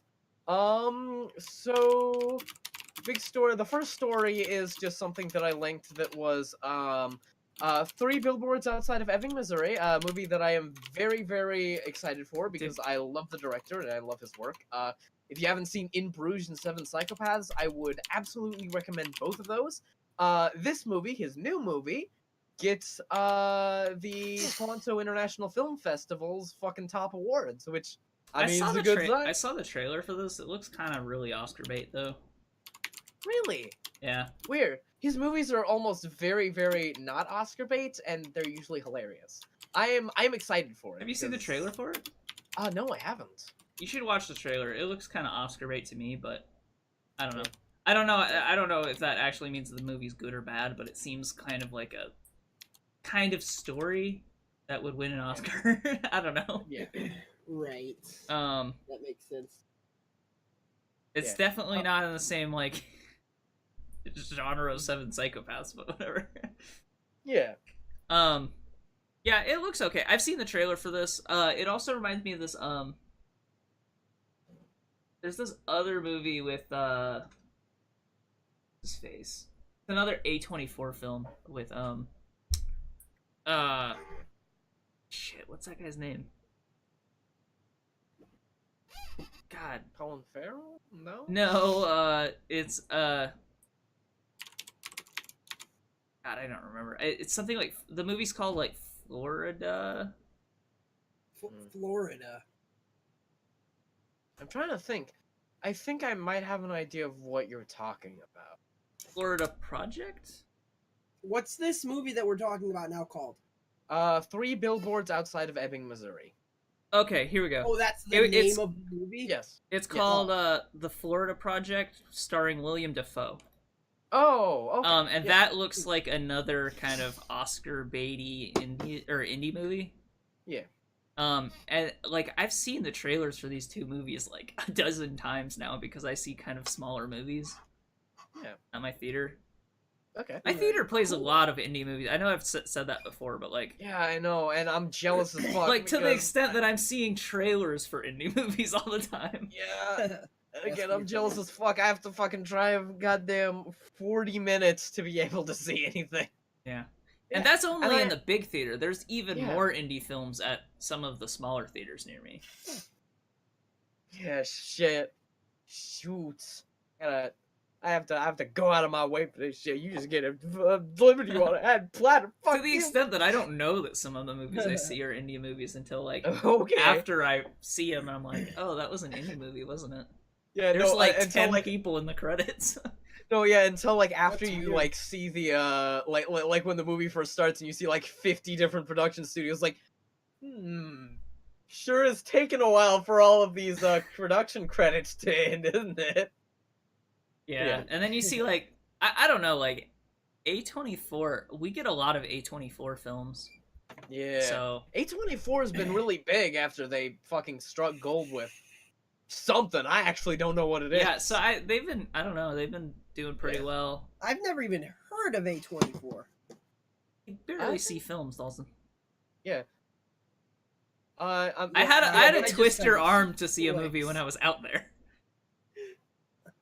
I wanted to see a movie. Like, I just didn't really know what movie I wanted to see. Is all. I mean, same. We didn't go like to theaters to see a movie because this motherfucker Oh no. Dalsson straight up at one point, like after I left, he like showed me, oh, this is the theater that's like a theater and also a movie theater. He sends me a poster. It's like they're showing the Oh. David Lynch documentary here. I was like, you Yeah. motherfucking. Okay, so I'm gonna list some films. I'm gonna Alright, list go some ahead. films by A24, and you're gonna see why they are popular. Okay. Wow. Okay, you ready? So the first one that started their growth was Spring Breakers. Oh yeah, shit, and, there it is. Harmony Korine, Room, The Witch, Ex Machina, and now it's Okay. pretty clear why they're kind of all over the place. Yeah, Okay, yeah. but yeah, no, you see like A24. The Witch, was that the one we watched last Halloween? The Yes, Yes, one it that was. I, Yes, it was the one that that one. I really liked. That everybody was like, "You really liked that one? What the fuck?" Well, that I was like, you really. But yeah, that is that one. But yeah, you see like A24, all of these credits Moonlight. at the beginning. Moonlight was in it. Oh my, oh boy. Yeah, that's the only one I Oh, recognize. they did The Killing It of a Comes at Sacred Night, I think. Deer. What? Yeah, the Killing of a Sacred Deer hasn't come out yet. I think in like. art Oh, The theaters? Disaster Artist is going to be an A24 film. Oh, It's going to be shoot. distributed Really? by A24. And believe it or not, the Disaster Artist literally has the best casting of Oh yeah, fucking- that has a what's his face? James Franco. Like I usually don't James like Franco. Yeah. I usually don't like James Franco and stuff, and especially like his friend, not Jonah Hill, the other fat guy. You know the one, the other fat weed man, and it has him The in one- the best role I possibly can think of. The one from Wolf of Wall Street. That guy. Did you say not No. Jonah Hill? Yeah, I said not Jonah Hill. The other Oh, okay. fat weed man. Yeah, and Jonah Hill was the one in the Wolf of Wall Street. But yeah, the other fat weed Other man. fat- I actually kind of like I kind of like what's his face? Jonah Hill? Joe Franco. James James Franco. Franco. Joe Ah, Franco. shit. Yeah, I actually like kind of like James Franco. He's one of the better ones in those movies that are. Yeah. Yeah, who the heck is this man? He works with James Franco all the time. You know, Mhm. shoots. Jeez. But yeah, anyway, the guy is playing one of the big producers of the Disaster Artist. He was fucking this guy named Sandy who always wore like Hawaiian shirts and was like, "Okay, Tommy, listen, we got to talk about the fucking script. What the fuck is this? What? Explain to me some of this. Like, I'm going to make this big movie. It's going to be the best thing." Hey, listen, Greg, I know he's your friend and all, but what the fuck is this shit? How long have they been making the Disaster Artist? Because I remember you telling me about this shit in like 2014. or It's something. based on the book. That was Greg Sestero, the guy who played Mark. In in the movie. It's based on a book that he wrote about the making of the movie. So is this a documentary or is this more like No, like, it's is like it a like it's like a comedy recreation of the Yeah, behind have the you scenes. ever seen Ed Wood, the the one with Johnny Depp in it? It was directed by Goth Man. documentary? Yeah, You yeah. know the one? Yeah. It's gonna be something like that, basically. Okay. Yeah, it's like Seth a Rogen, that was Seth it. I don't know. Seth Rogen? Seth Rogen is like he is also an actor that is in some okay stuff. Seth Rogen's not as fat as Jonah Hill. No, not nearly, but he's the other I was- fat weed man.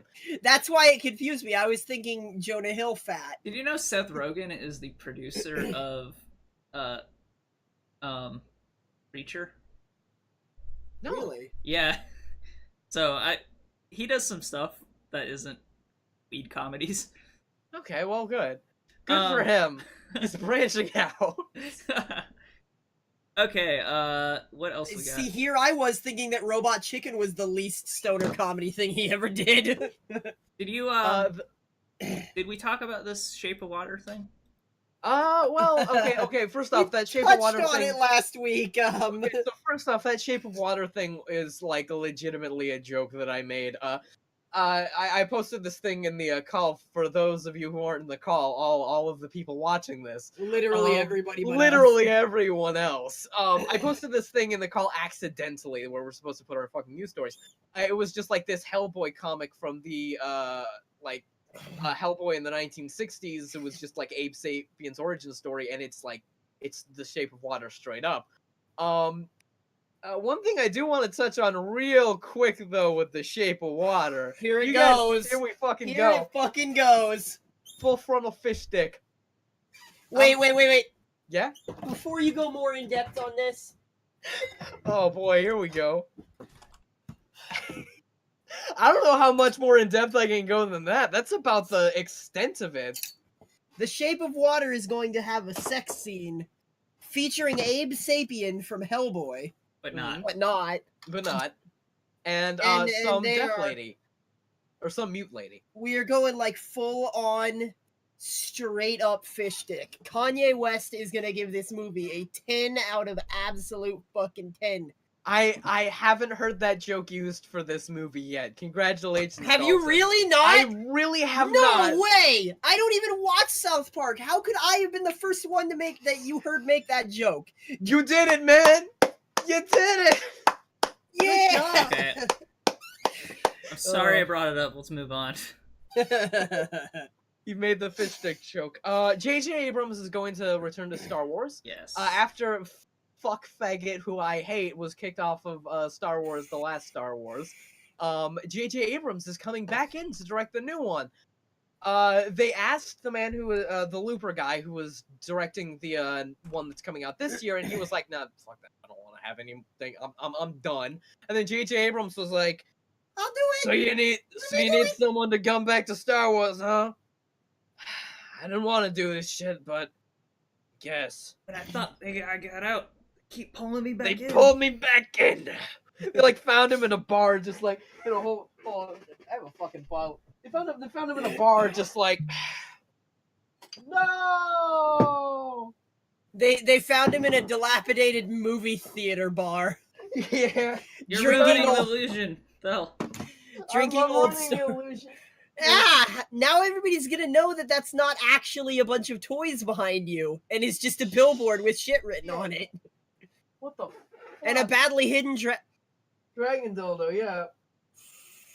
Anyway, And it's all fucked up now. It's all fucked up. I don't know if it'll ever be the same again. just gonna have Live to do- television, am I right, folks? Live television. I need to fill this with like tea or something so I can make the effect work. But yeah, they found J.J. Abrams in like the Hollywood cop bar. what else is The J.J. one- Abrams doing right now? He's doing a bunch of stuff, right? I think he's producing a lot of stuff, and that's about it.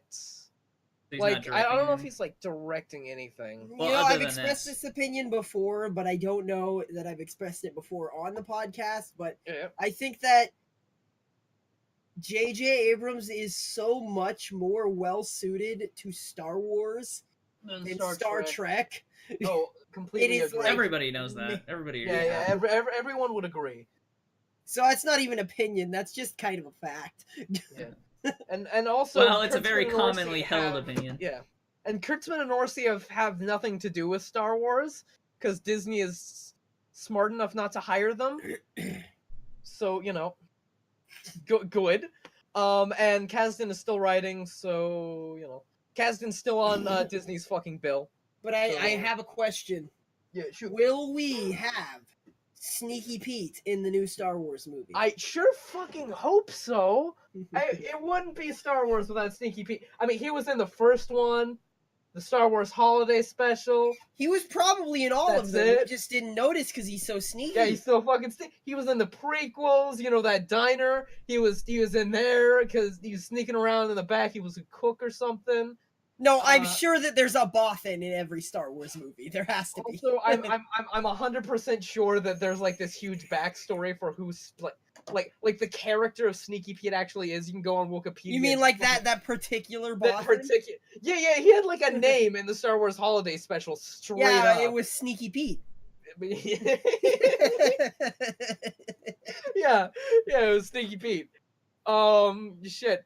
Yeah. So yeah, J.J. Abrams is coming back to Star Trek. Sneaky Pete's gonna be in it. Sneaky Pete rumored to star. Sneaky Pete rumored to star in the Star Wars. In the new Star Wars, he's also gonna be in the Han Solo film. He's going to be the one. I'm sorry, Saine. I just noticed what you changed the now discussing title to Star Wars featuring J.J. Abrams as though he's an actor in the movie. Now starring J.J. Abrams as Luke Skywalker. Mark J.J. Hamill Abrams. died unexpectedly, so we just got the fucking Don't you director. joke about that. Oh yeah, don't joke. Oh, that'd be yeah, just fucking just John Boyega's just having fun being a Star Don't Wars you man. joke instead- about the best Joker. yeah, straight up. Cannot deny. Will Mark not argue. Hamill died the in a best. fight with Ben Affleck. Yeah, no, just suddenly fucking John Boyega's dicking around, then suddenly J.J. Abrams just walks in with like a blue lightsaber. Hi, it's me, J.J. Abrams. I mean, Anakin. You're I Oh, legit no, do not serious. know what he even looks like. Here, there's a picture of him right there. He's got like he looks like a fucking dork, is what he looks like. Legitimately, that's the best way to describe J.J. Abrams' aesthetic. He's a movie Dork. director and he Interesting. uses a lot of special effects. Yeah, he's a dork. Yeah, he's known Yeah. for putting lens flare on things, but Yeah, which he was surprisingly restraintful in the new Star Wars movie. I mean, there still was a bunch, I don't know. but I don't know. Like the thing about lens flare is it takes you out of the film because it's not something you would ever notice in real life. Like that's not something. Lens flares aren't something you see with your eyes. yeah. It's Well, something not you only see with that, cameras. It's especially if you're going to a J.J. Abrams movie because there's such a stigma about that, and like something like Super 8, when there's like just kids just dicking around like at home, and there's just like a fucking Do you have to lens sit there and flare. hold that? I'm gonna fix it in like a second when we move on to something else. But Okay. yeah. But yeah, and like especially in J.J. Abrams films, like everyone knows it's like J.J. lens flare Abrams, ha ha ha. And sit down and watch it, and you're like, oh, there's the lens flare. It's like even to me, especially to me, it's So what you're it's saying like, is people will point it out more because they know it's J.J. Abrams. Oh yeah, and it's distracting with any other director, but it's especially distracting when it's a J.J. Abrams movie because you're looking for it. Let's be Right. honest. You can be like, oh, I don't get into that stuff as much. You go, but you're fucking looking for it. So yeah. Just like when you see a Michael Bay movie, which you don't, you're Yeah. like, oh, there's the explosion. There's another. There's an Okay. explosion. Yeah. There is one more film story, but Thel again knows more about this than we do. I have truly know very fucking little about this, but let's just hit on it a little bit. Nicolas Cage is Nicolas Cage is producing another movie, and he quotes, "Nobody wanted to make this movie." This has been Nicolas Cage's entire career, and I think it's funny. That's my thoughts on this. He is making and producing another movie. Last movie he was in was like this crazy fucking Christian movie where it was like an end of the world sort of thing. It was created by like Bliss Pictures or like Holy Films or something like that. Just like Really? one of these Christian. Yeah. And Nicolas Cage starred in it, and it was like he had to take this role, and it's I don't know what the. Okay, I I don't didn't know if it's actually read this article, but I would like to pull out a few highlights here. Okay. Sorry about that. I saw this as my right to exercise my belief in freedom of speech. This was Sex Pistols from start to finish. This is punk rock, said Cage about his second collaboration after Ghost Rider. So not a few highlights, just that one. That's the funniest thing I've ever read in my life. It sounds to me like the fucking. Apparently, this movie is inspired by The Purge, except parents turn violently against their kids, and it's a comedy. So What? yeah, this is the Sex Pistols. This is punk rock right here. This man legitimately went to a fucking big studio probably and pitched. All right, so The Purge, right? Yeah, okay, I'm listening, Cage. You got one fucking chance with me, but yeah, I'm listening. You got a little bit of sway with me. All right, The Purge, right? Except parents murder their kids. Yeah, it's a little bit fucked up. Keep going. And it's a comedy. Cage, who the fuck is gonna watch this To be goddamn fair, movie? every movie with Nicolas Cage is a comedy.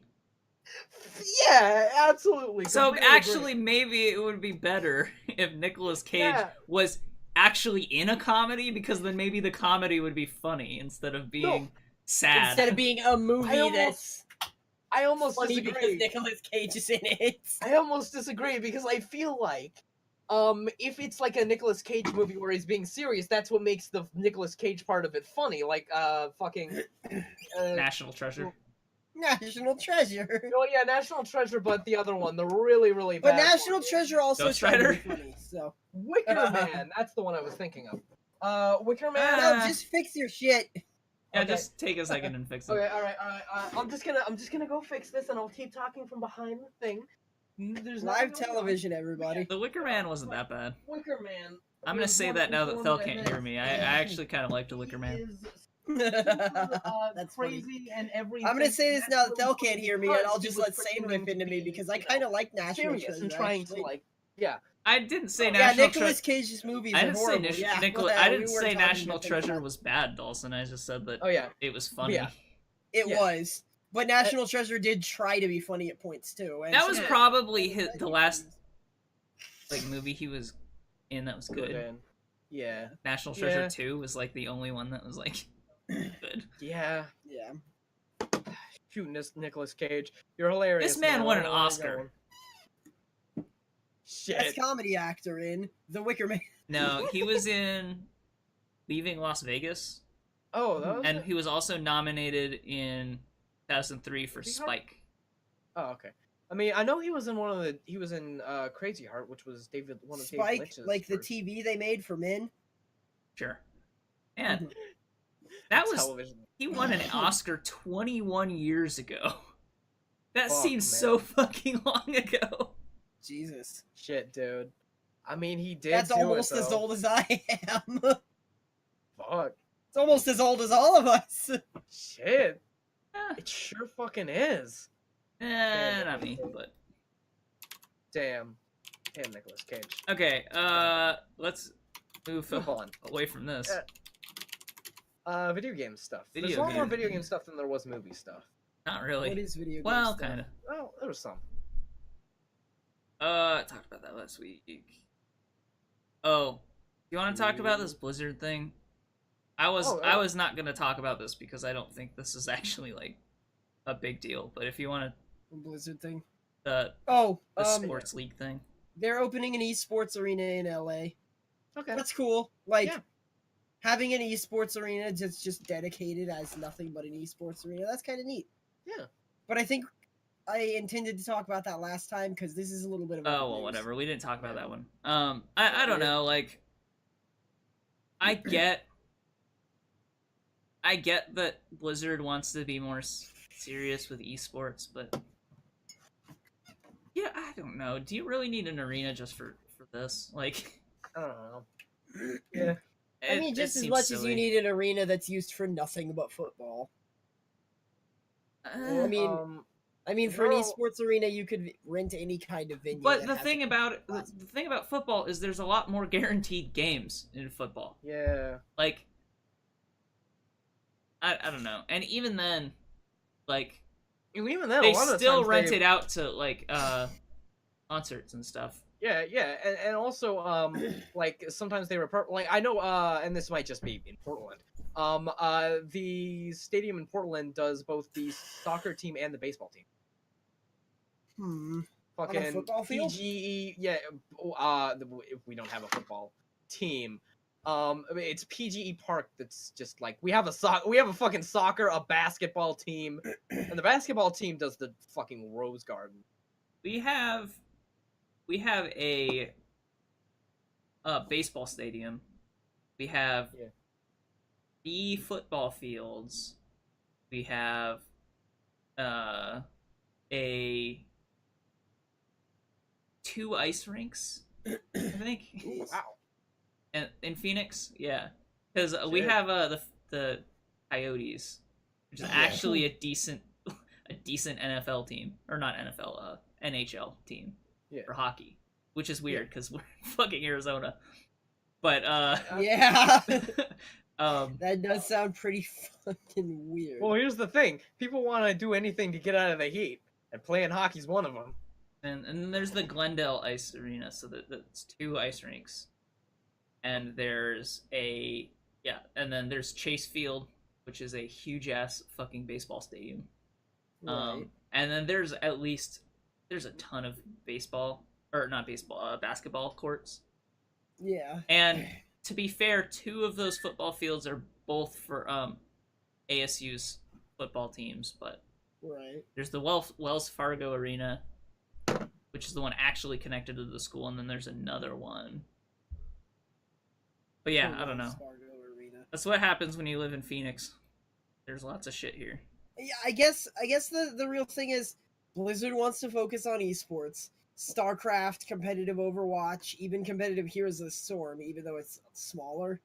Like, if they have their own venue to host these esports events that they put on, then they're going to do. But I think the problem, more of them. I think the problem with Blizzard is they're trying to force esports too much with Overwatch in particular. Yeah. It doesn't feel like there's an organic tournament scene surrounding Overwatch. It feels like Blizzard is trying to push it. Yeah. Yeah, but like a lot of esports is at that point where it's like being forced into public visibility. Yeah, Outside the of days of Korea, Quake of are course. Well, over, man. I don't know, like I don't know. Little bit with Valve, I guess. Yeah, Um, mostly with Valve. Like Dota.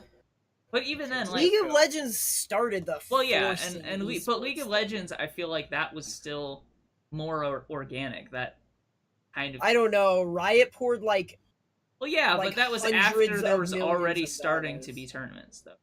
I Like that, guess. I don't yeah. know. Like Yeah. Whereas Blizzard kind of went in talking about esports when the game first came out, and they Yeah. still don't even really have a good way to really watch what's happening in the game. Yeah, So- and I mean, if they had like a Dota thing where it's like I could like spectate a game like that, because I mean I can go on YouTube and watch fucking highlights, and it's like yeah okay, but it'd be real nice if I could control the camera myself and not have two jackoffs talking in my ear. The Well, thing that's about the thing about well, I think the problem with Overwatch is it's like I don't know, there's so many effects happening, and like it's so hard to tell what's happening in Overwatch if you don't play Yeah. Overwatch. Well, yeah, and not only that, especially in the pro scene. Like, I don't know. That's the pro scene people the are fucking same. I moving don't on think like it's the crazy. same though, because That's the same as in like League or Dota. If I you do don't not know think what, it's the same, how no. a MOBA works, it's not interesting to watch. you get more out of knowing about it, but I still think it's easier to just watch Dota because of the League- perspective. And League, I League. think it's easier to watch. Dota, I feel like, is very unreadable. Dota is if you very don't know what things are complex, doing. but you still see the basics. Like you Yeah. still see the main objectives, the towers, and like the kills. That's all kind of readable. Yeah. Um, In Overwatch, everything's a fucking clusterfuck at Yeah. the pro level. Like it's insane. like I showed you that Everything's Mercy moving so highlight fast. last night, and I got a highlight reel of me looking at the back of 3 people while explosions were happening, and then dashing to someone. Like I don't know. Yeah, but like, that's obviously not who the camera director would focus on. They would focus But a on lot like, of times those can't. They do though.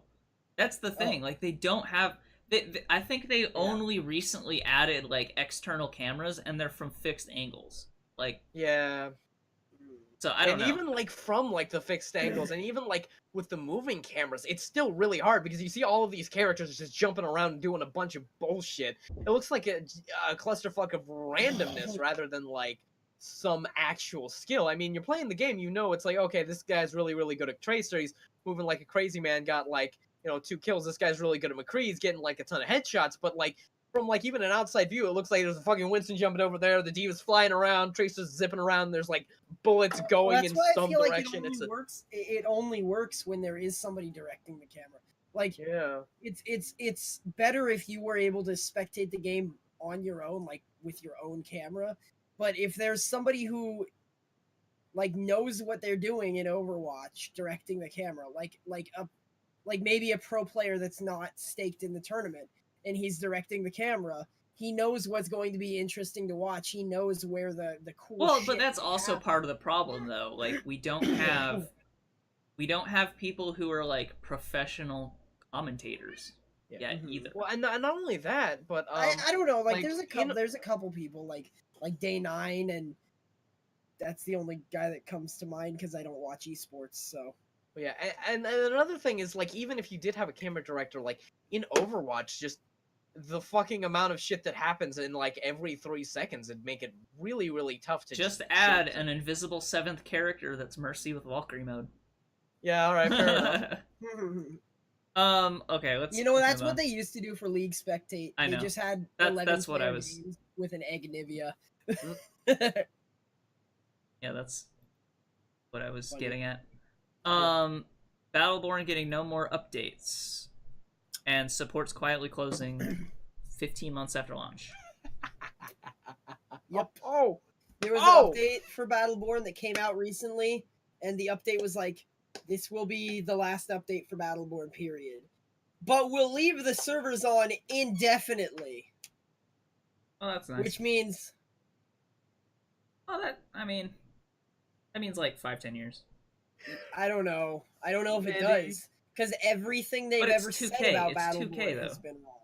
It's Yeah. 2K. As long as 2K is like up, they'll have Yeah, them. that's true. They can put money. It's in not like Battleborn. their whole like business is dependent on Battleborn's success. Mhm. Like, I don't know. They'll still be up for a while. Yeah. I'm sorry, I'm just remembering this fucking tweet that Randy Pitchford sent out a little while ago. Someone talking about, hey, Battleborn is dead, Randy. And then Randy Pitchford's just like, Battleborn is not dead. It talked to me and it said, I'm alive and happy. I'm happy. Not happy. That's a joke, right? That Like, actually you were making a reminds me- joke. He didn't say that, did he? Yeah. That was before the game went free to play. Or demo to play. You know what I fucking mean. Right. Been trying. You know, Cliff Blazinski Halen. also like publicly apologized on Twitter, saying that a lot, like he blames himself for, like himself Lawbreakers. and his cult of personality for that game not doing well, for Lawbreakers Yeah. not doing well. Huh. Well, and not It's only doing that- better on console actually though. Yeah. It's Really? just That's weird. I it's feel like healthy. It's not that weird. It's healthy on console, and like first-person shooters are more popular on like Xbox, PC a lot of Yeah. times, Well, yeah, and not only that, but like, or the- PS4 the now, I thing guess. about- But The thing is about Lawbreakers is, like, the people who knew about Lawbreakers and know about Cliff Blazinski, you know, there's the whole cult of personality thing that might have pushed people away. And for the people who didn't know about Lawbreakers, they probably would have just looked at it and said, oh, this is another first-person shooter. I'm going to go back to Overwatch. You know? right. So, yeah. Just a Or they combination of tried the free weekend and didn't feel like it was different enough from Overwatch. maybe. Yeah. I mean, I actually really liked. yeah, I enjoyed it I a liked lot. what they did. But then when it came out, same. and I was planning to buy it, but when it came out and it turned out like nobody was fucking playing it, it was like there's Yeah, no point I in wonder buying how an much- exclusively multiplayer I game. wonder if how much of nobody's that playing it. game was like everybody wanted to wait and see, and because the community base wasn't there, nobody bought it. You know what I mean? Yeah. Like, Yeah. I wonder how much of that was like people, like, because I know I would have bought it if it had a healthier community. Like that Yeah. was the reason I did not purchase it. Yeah, me too. Same. So I wonder how much of that was like kind of a group thought that everyone was thinking, I don't know if this is going to pull people from Overwatch, so I'm going to wait and see. And Yeah. everybody was waiting to see, See, like- and now nobody. The thing is, there are times in Overwatch, last night even, we get matched with the same two or three people 4 times in a row, and Overwatch has millions of players. Yeah. It was Even if the 2 two times in a times- row, and that's a little bit different because we have same ELO bracket. I think it's a little bit Yeah. different. That's kind of what I'm saying. It's not that different though, because Lawbreakers still tries to match based on matchmaking rating. So if it like either the queue times, I mean, are so but it's long, like quick play versus ranked though. I realized another thing that really hurt Lawbreakers. Quake Heroes came out and went into early beta, and that was another like super arena shooter. That's where like pulled Maybe. all of the people from Quake Live. Like like there were a bunch of people on Quake Live even after it went like pay to play. And you know, Lawbreakers was probably trying to pull people in from that, but Quake Heroes came out, and that's where all of the big people who like to play super duper arena shooters. Yeah, I didn't even really I remember look playing into. Quake Live back in middle school on the computer. I didn't really look into Quake Heroes because that game looks less Yeah. interesting to me. But I actually kind of want to play it. I'll give it a shot, Apparently maybe. it's- I don't know. Yeah, apparently it's pretty good. A lot of people are praising it, which I mean, I was really sort of kind of pushing it away just because I was like, hero shooter with Quake. I don't know if I want, but apparently it's really good. So shit. Okay, so next thing, Nintendo Direct highlights. Okay, We'll just You I can go go over this. I can go Kinda through quickly. these. Yeah. So Yeah. the Nintendo Direct highlights. This is let's see, what did I write down here? Because I wrote it. Oh yeah, Xenoblade 2. You guys probably didn't watch the trailer at all, but the thing that stood out to me in the trailer for Xenoblade 2, it looked really fun. I didn't play the original Xenoblade though, so I like that would be a new experience to me, which might make it more fun. I don't know. The main thing that stood out to me in Xenoblade 2's trailer is that all of the characters looked like fucking phenomenal. And they like panned over all these cool looking characters. They all looked nice and not super realistic, but stylized realistic, you know? And then it just flips over to the main character's face, and it's just like a flat fucking anime. It's like just a flat blank face with an anime face penciled onto it. And it's like they don't even have a nose or anything, and it contrasts so much with every other human character in the game. It doesn't make any sense. Like I could bring up an example if No, you want. I don't care. It's Just just keep moving. it's just Xenoblade is. crazy. I've never really been interested in the Xenoblade series, so let's just keep moving. Octopath Traveler. That's something that I'm really excited to try out on the Switch. It gives me a really big Golden Sun vibe. With like, expansive 2D environments and stuff. It's still got, the normal Final Fantasy battle system, but the whole idea is that there's 8 different characters that you can play as that all have the same story but have different experiences in the same story. So that looks like it could be neat. There's a demo out on the Nintendo Switch now, and I really want to try it. I just haven't really had the time, and Nier is eating up most of my time. Minecraft, it's coming to Nintendo Switch. We What already do you knew that. fucking do? We already knew that. Is that good? Is that good news? I apparently that's what they presented it as at this Nintendo Direct. I didn't know that like explicitly, but it was a really funny thing. It was, Actually, we know that because of the Xbox trailer at E3. right? Yeah, that's right. Yeah. Yeah, I don't know. The Minecraft trailer in this Direct was really funny because it was like, the TV announcer guy who does the TV and movie announcements trailers. Hello, it's me, the TV and movie announcement trailer. Welcome to the Trolls. That guy. Yeah, troll. Yeah. He was like, you Meet the can now Trolls. play Minecraft on your Nintendo Switch. You can do things like put down blocks and Okay, well, can we move on? That brown bricks in Minecraft. on? I mean, you don't need to describe all of the how they presented their trailers in the Direct. Just like let's go through For it. those of you who just love dirt. Well, I don't know. That's kind of all there is to a Nintendo Direct. Basically, yeah. This is something that people might not know about. They're coming out with a game for the Nintendo DS called Mario Party Top 100. It's not clear if it's going to have the board game portion of Mario Party, but they like basically tested what everybody liked, the top 100 Mario Party mini games from every single iteration of Mario Party. They're condensing those into a Nintendo 3DS game, which will support download play. So one person needs to buy the game, and then 4 people with their DSs can download the assets for the game and play it off of one cartridge, which That's might kinda be cool. really fun. Nice little Yeah. party game, yeah. Yeah. And then of course, this came as a huge fucking shock to me. Doom, the new Doom, and Wolfenstein: The New Order are both going to be released on the Switch the day that the New Order comes out. Doom That's 2016. New Colossus. New Colossus. That's right. Yeah. Dune that, Colada. Pina Colada. Pina Colada. Where? Wolfenstein Pina Colada.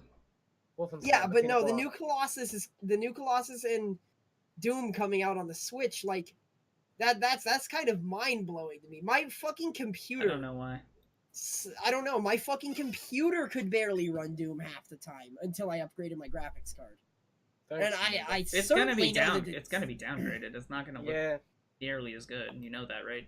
Oh yeah, certainly. But I just like I don't know why that's so surprising. Like they can downgrade. I mean, you could run Doom at low settings.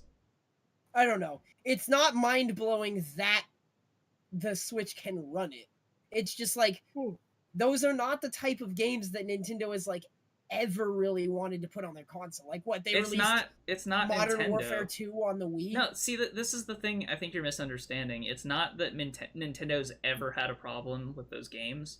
It's that the publishers thought that there was no audience for that on like the Wii. So like on the Wii, for instance, and as like by extension the Wii U,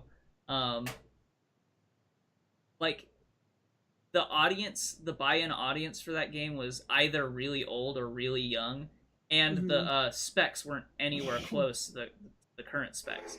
So it was a lot of work for a perceived like no payoff.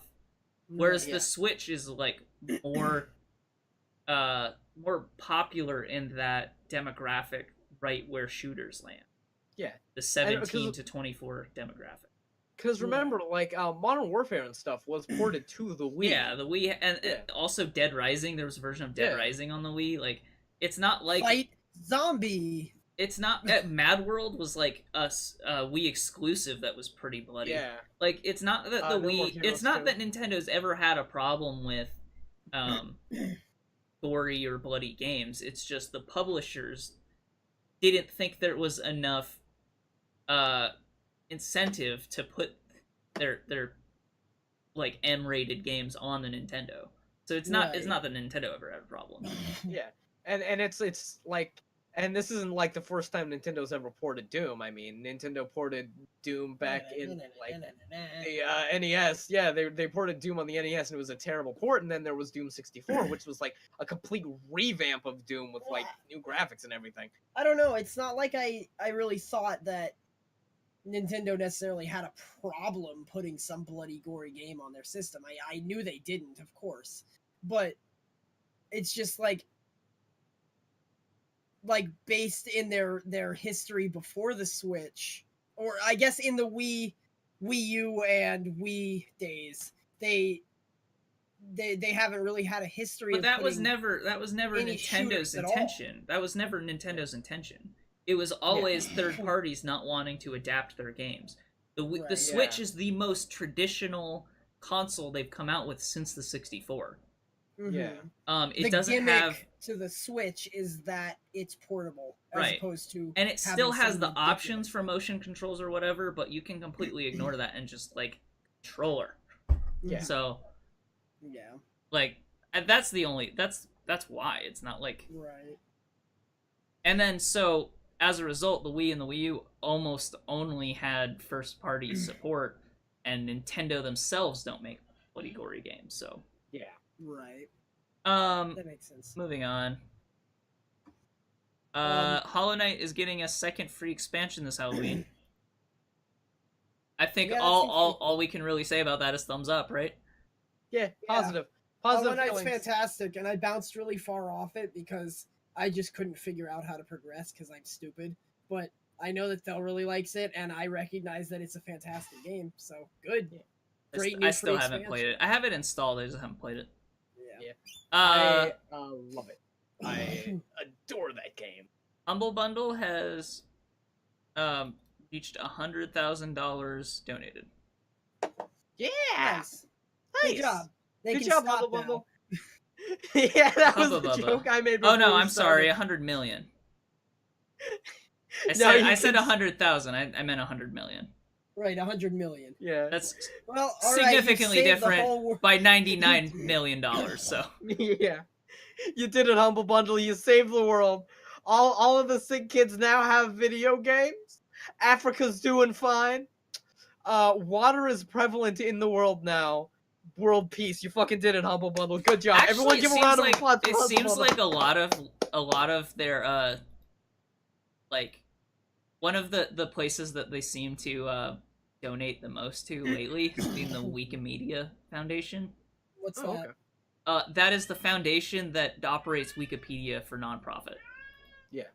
So actually, I'm pretty sure Humble Bundle has saved Wikipedia, because Wikipedia was like, for a while they were constantly having donation campaigns because they were not, they did not have enough money to continue operating. Well, that's Please good. give money to my Free- big Brickabevia. Free information is fantastic, and I'm Yeah, glad I they're completely supporting that. agree. Like, legitimately, I do love Wikipedia. I think it's a fantastic service. But I'm not gonna not make jokes about it because that's one of the funniest fucking things ever. I'm Demi Wayne's here. Please give money to my Brickabevia. Okay, Not gonna give money to my. I'll give you kisses if you give money to my Brickabevia. moving on. People are not giving. I'm gonna hold my breath until you give money to my service. Toys R Us is going through bankruptcy today, filing for bankruptcy today. I would like to take a moment of silence to send our condolences to our friend, Jeffrey the Giraffe. I hope you can get working like a Chuck E. Cheese or something. This Holy shit! Toys R Us started to I kind of saw this coming because they started to close here in Phoenix, and Yeah. fucking everything is in Phoenix. So like, Yeah, and they're were closing here. Yeah. Yeah. And like I'd seen like Toys R Us is closing like, oh fuck, Jesus Christ, that was like 8 years ago or something. I remember like Toys R Us is closing and people talking. It's like, well, people just aren't buying these toys anymore because they got all of these new. This stuff isn't that you can get, just like, Amazon. Amazon's fault though. Like this is they've accumulated debt for the last 15 years. Yeah, not only is this not Amazon's fault, but it's also like tablets and fucking phones and stuff being really prevalent, and like kids just having just a ton of games to play all over those. Times are changing, Toys R Us. Yeah, it might is just be video games more than Toys R Us. Yeah. It is a little sad though, like Yeah. Toys R Us is the last like real legit toy store that I can think of. And I know Toys R Us also sold video games and shit. But like Like there was Other it's than- gonna be hard to find like toy stores now. Well, because KB What's Toys something- also went out of business before. Yeah, Yeah. Toys KB did. Toys went out of business like a while ago too. About 15 years ago or something. Yeah, about 15 years ago or something. Yeah. Yeah. So KB I Toys remember went out being of like, business. oh shit, rip. The thing when is, that like, happened. the only profitable toy anymore is Legos, Yeah. and Legos is opening their own Lego stores now. yeah. So Yeah. like, and Walmart, basically- like selling yeah. them at Walmart. So Which that honestly is also kind of the fact that not a lot of toys are making profit is also kind of bad news for movies too, or not movies, cartoons comic book movies. and comic books. Yeah, I don't Because know though, because I think that network executives seem to focus on whether they can merchandise something. yes and no. See, that I feel like that was true like 5 years ago, Mhm. but things have changed fast in the last 5 years. Yeah. Well, not only that, because but, I think they're that- also... The value of the show itself has increased because you can sell a show to something like Netflix now. Yeah. A lot of Cartoon Network's catalog is on Netflix. Mhm. Because they they want it. have Netflix wants it. So like it's kind of changed the situation a little bit, I think. And not only that, but like a lot of people like when they're going to go get toys, they're going to like the fucking toy aisle in Target instead of like Toys R Us, the big toy store. Yeah, or Walmart. yeah, but Yeah, there Walmart. anyway. with Yeah, a big exactly, toy store yeah. like Toys R Us, you could find toys that you wouldn't necessarily find at Target. Well, And that's- Toys that's R Us would have sure. more. Sure, but more the stock thing of is, things. even Toys R Us mostly just sold Legos. So Toys R Us was one of the. one of the last places to run out of like amiibos and shit back when amiibos first came out and they were the big craze, because Toys R Us got the biggest stock of amiibos because they are exclusively a toy store. Yeah. So like stuff like that, you know. But now it's like they're filing for bankruptcy. There probably aren't going to be many Toys R Us left. Yeah. Well, That's one of the things, like, Or like like, any. the only, like, really toy store that I can think of, like, near me are, like, these mom and pop stores that are, like, sell board games and all these, like, Sell little old novelty wooden stores. fucking rocking. Yeah, horses. so exactly, a Chapter 11 bankruptcy protects companies against creditors during a reorganization, so they're not going out of business entirely. Okay. Right. Yeah. But But that's why I said there wouldn't. Most of the time, if like there's news about a place going bankrupt and not news about a place going out of business, it means they aren't going out of business. Bankruptcy the thing about it though is Toys R Us has so much debt that they can't pay it off. Right. If they had zero debt right now, they would be making $500 to $600 million a year in profit. Yeah. But because they have so much debt that's accumulated over 15 years, and they've had like poor, I don't know, maybe they expanded too much. Maybe they just had too many stores open or something. Yeah. And they had too much inventory, and it caused them to slowly accumulate debt, and rather than pay off their debt, they just made poor financial decisions and slowly accumulated more until it's killing them. So Yeah. and then the internet, right? That's the other half of it, especially with Amazon and like, because I feel like they're getting bit at both ends. Like other retailers provide a similar service to them, Mhm. albeit a worse one, right? It's watered Yeah. down. Yeah. And then also the internet can sell any of the things that they would sell. Toys R Us. So, Yeah. So- And it's almost easier to get them. and then because, companies you don't have to that drive out there and find out if it's still there. companies Yeah. that would normally sell to somewhere like Toys R Us also would just direct wholesale to Amazon. Yeah. So Toys R Us is like getting killed because they're no longer this middleman. Amazon is the new middleman. So yeah. it's I don't know. I mean, at the same time, as the world modernizes and as things progress, some companies just go out of business. Mm-hmm. Sometimes it's like you look at them and you think "fuck you," like Blockbuster, for instance. And sometimes you look at them through like, you know, yeah, that was kind of nice. I like that company. Yeah. Okay. We're running a little late, so let's just kind of go a little bit faster. Mario and Luigi Superstar Saga and Bowser Minions. Yeah. You want to talk about this for a minute? Excuse me. Superstar Saga is being remastered for the Nintendo 3DS. It's the original Superstar Saga game. They're also releasing a couple of amiibos that will give you exclusive in-game like outfits and stuff that are specifically for Superstar Saga. Other than that, it's just Mario and Luigi Superstar Saga. Like that's all there is to it. But it's not bundled. It's the same game. But it's like a twofold kind of game being bundled with a game called Bowser's Minions. It's the same cartridge and everything. It's Superstar Saga and Bowser's Minions. This is a new game that's based in Superstar Saga, except you control Bowser's minions, and it's not exactly the same. It's not exactly the same like normal Mario RPG fare we're used to, like Paper Mario or Mario RPG Superstar Saga. It's not the same thing. Instead, it's one of those games. I don't know how to define this game. I believe from the look of the trailer, it was one of those games where you like generate resources and spawn minions that go down a lane and fight a dude. Maybe So, like, a tower defense kind of? Like a reverse tower defense? Well, yeah, like a reverse tower defense almost, except no towers or anything like that. Like maybe though, it still has like it's like the AI is controlling Mario and Luigi, not necessarily Mario and Luigi, but they're controlling the character, whoever you're fighting, that plays like Mario and Luigi, and you're controlling the enemies you send at them. It seemed really interesting. strange, yeah.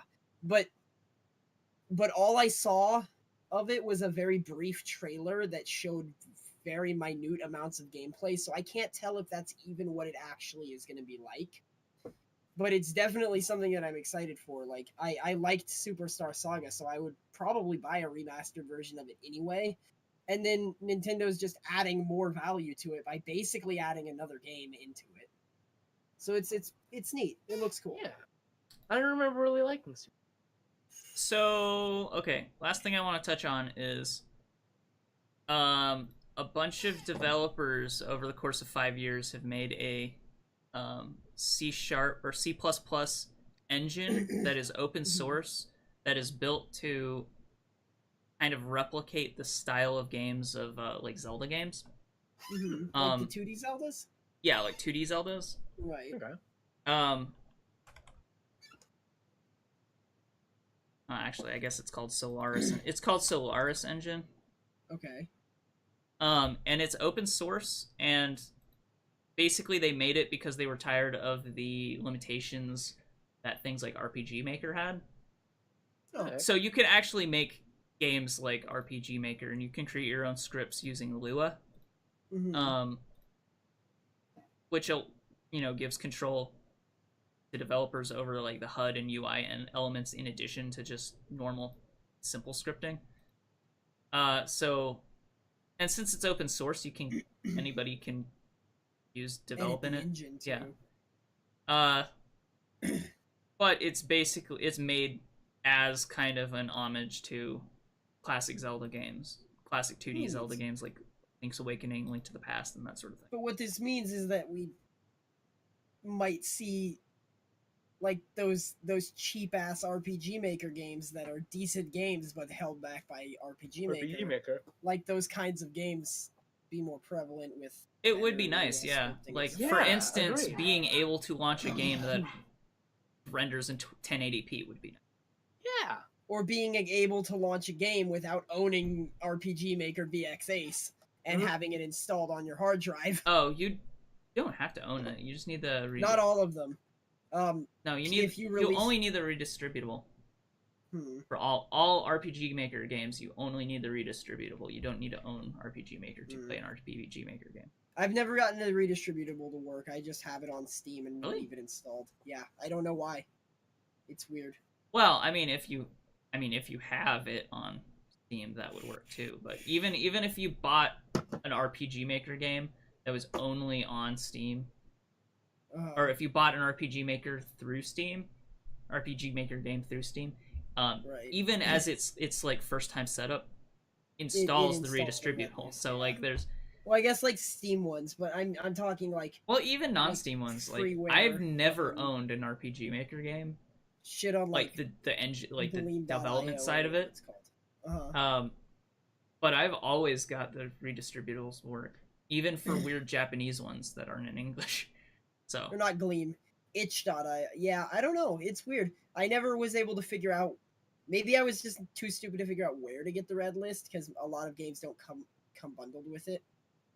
Yeah, maybe they like tell you, "Hey, go download this from Googling this," and I was like, I mean, it's not that hard, but yeah. I don't know. But yeah, it would be nice if this engine. Yeah, it would be nice if this extension made more. Yeah, worked games. out well. Yeah, exactly. And right now, what they're focused on is making a lot of open source artwork for it. So now they have the engine basically done. It's just a matter of putting in free resources. Now, does it have like an RPG Maker style UI to make games with like that, or do you have to basically code everything yourself, just with the engine already there? Here, I will bring it up on OBS real quick. Okay. So, well, this is actually a PC Gamer article, but I don't know. This is what it looks like. Well, I'll see it in a second. Yeah, this is the quest editor part of it anyway. I don't know. It's a cool idea. That does look pretty similar to RPG Maker's UI. Yeah. That's neat. Yeah, so I hope that goes well. Nice. I might play with it just to see what it's like later. Yeah. But okay, I think that's Graveyard it. Media, the video game, the movie. I think that's it for us. Okay. Why don't we talk about what we're coming out with this week? We're doing going on. Okay. First off, there's No, gonna you be start, 'cause another you always spooky come out with video. I already put out a video, like on like today or Monday if you're watching, so whenever. I gotta have another video in the pipe that's just going to be another spooky video where we talk about like another spooky game. That's gonna be fun. You guys got anything?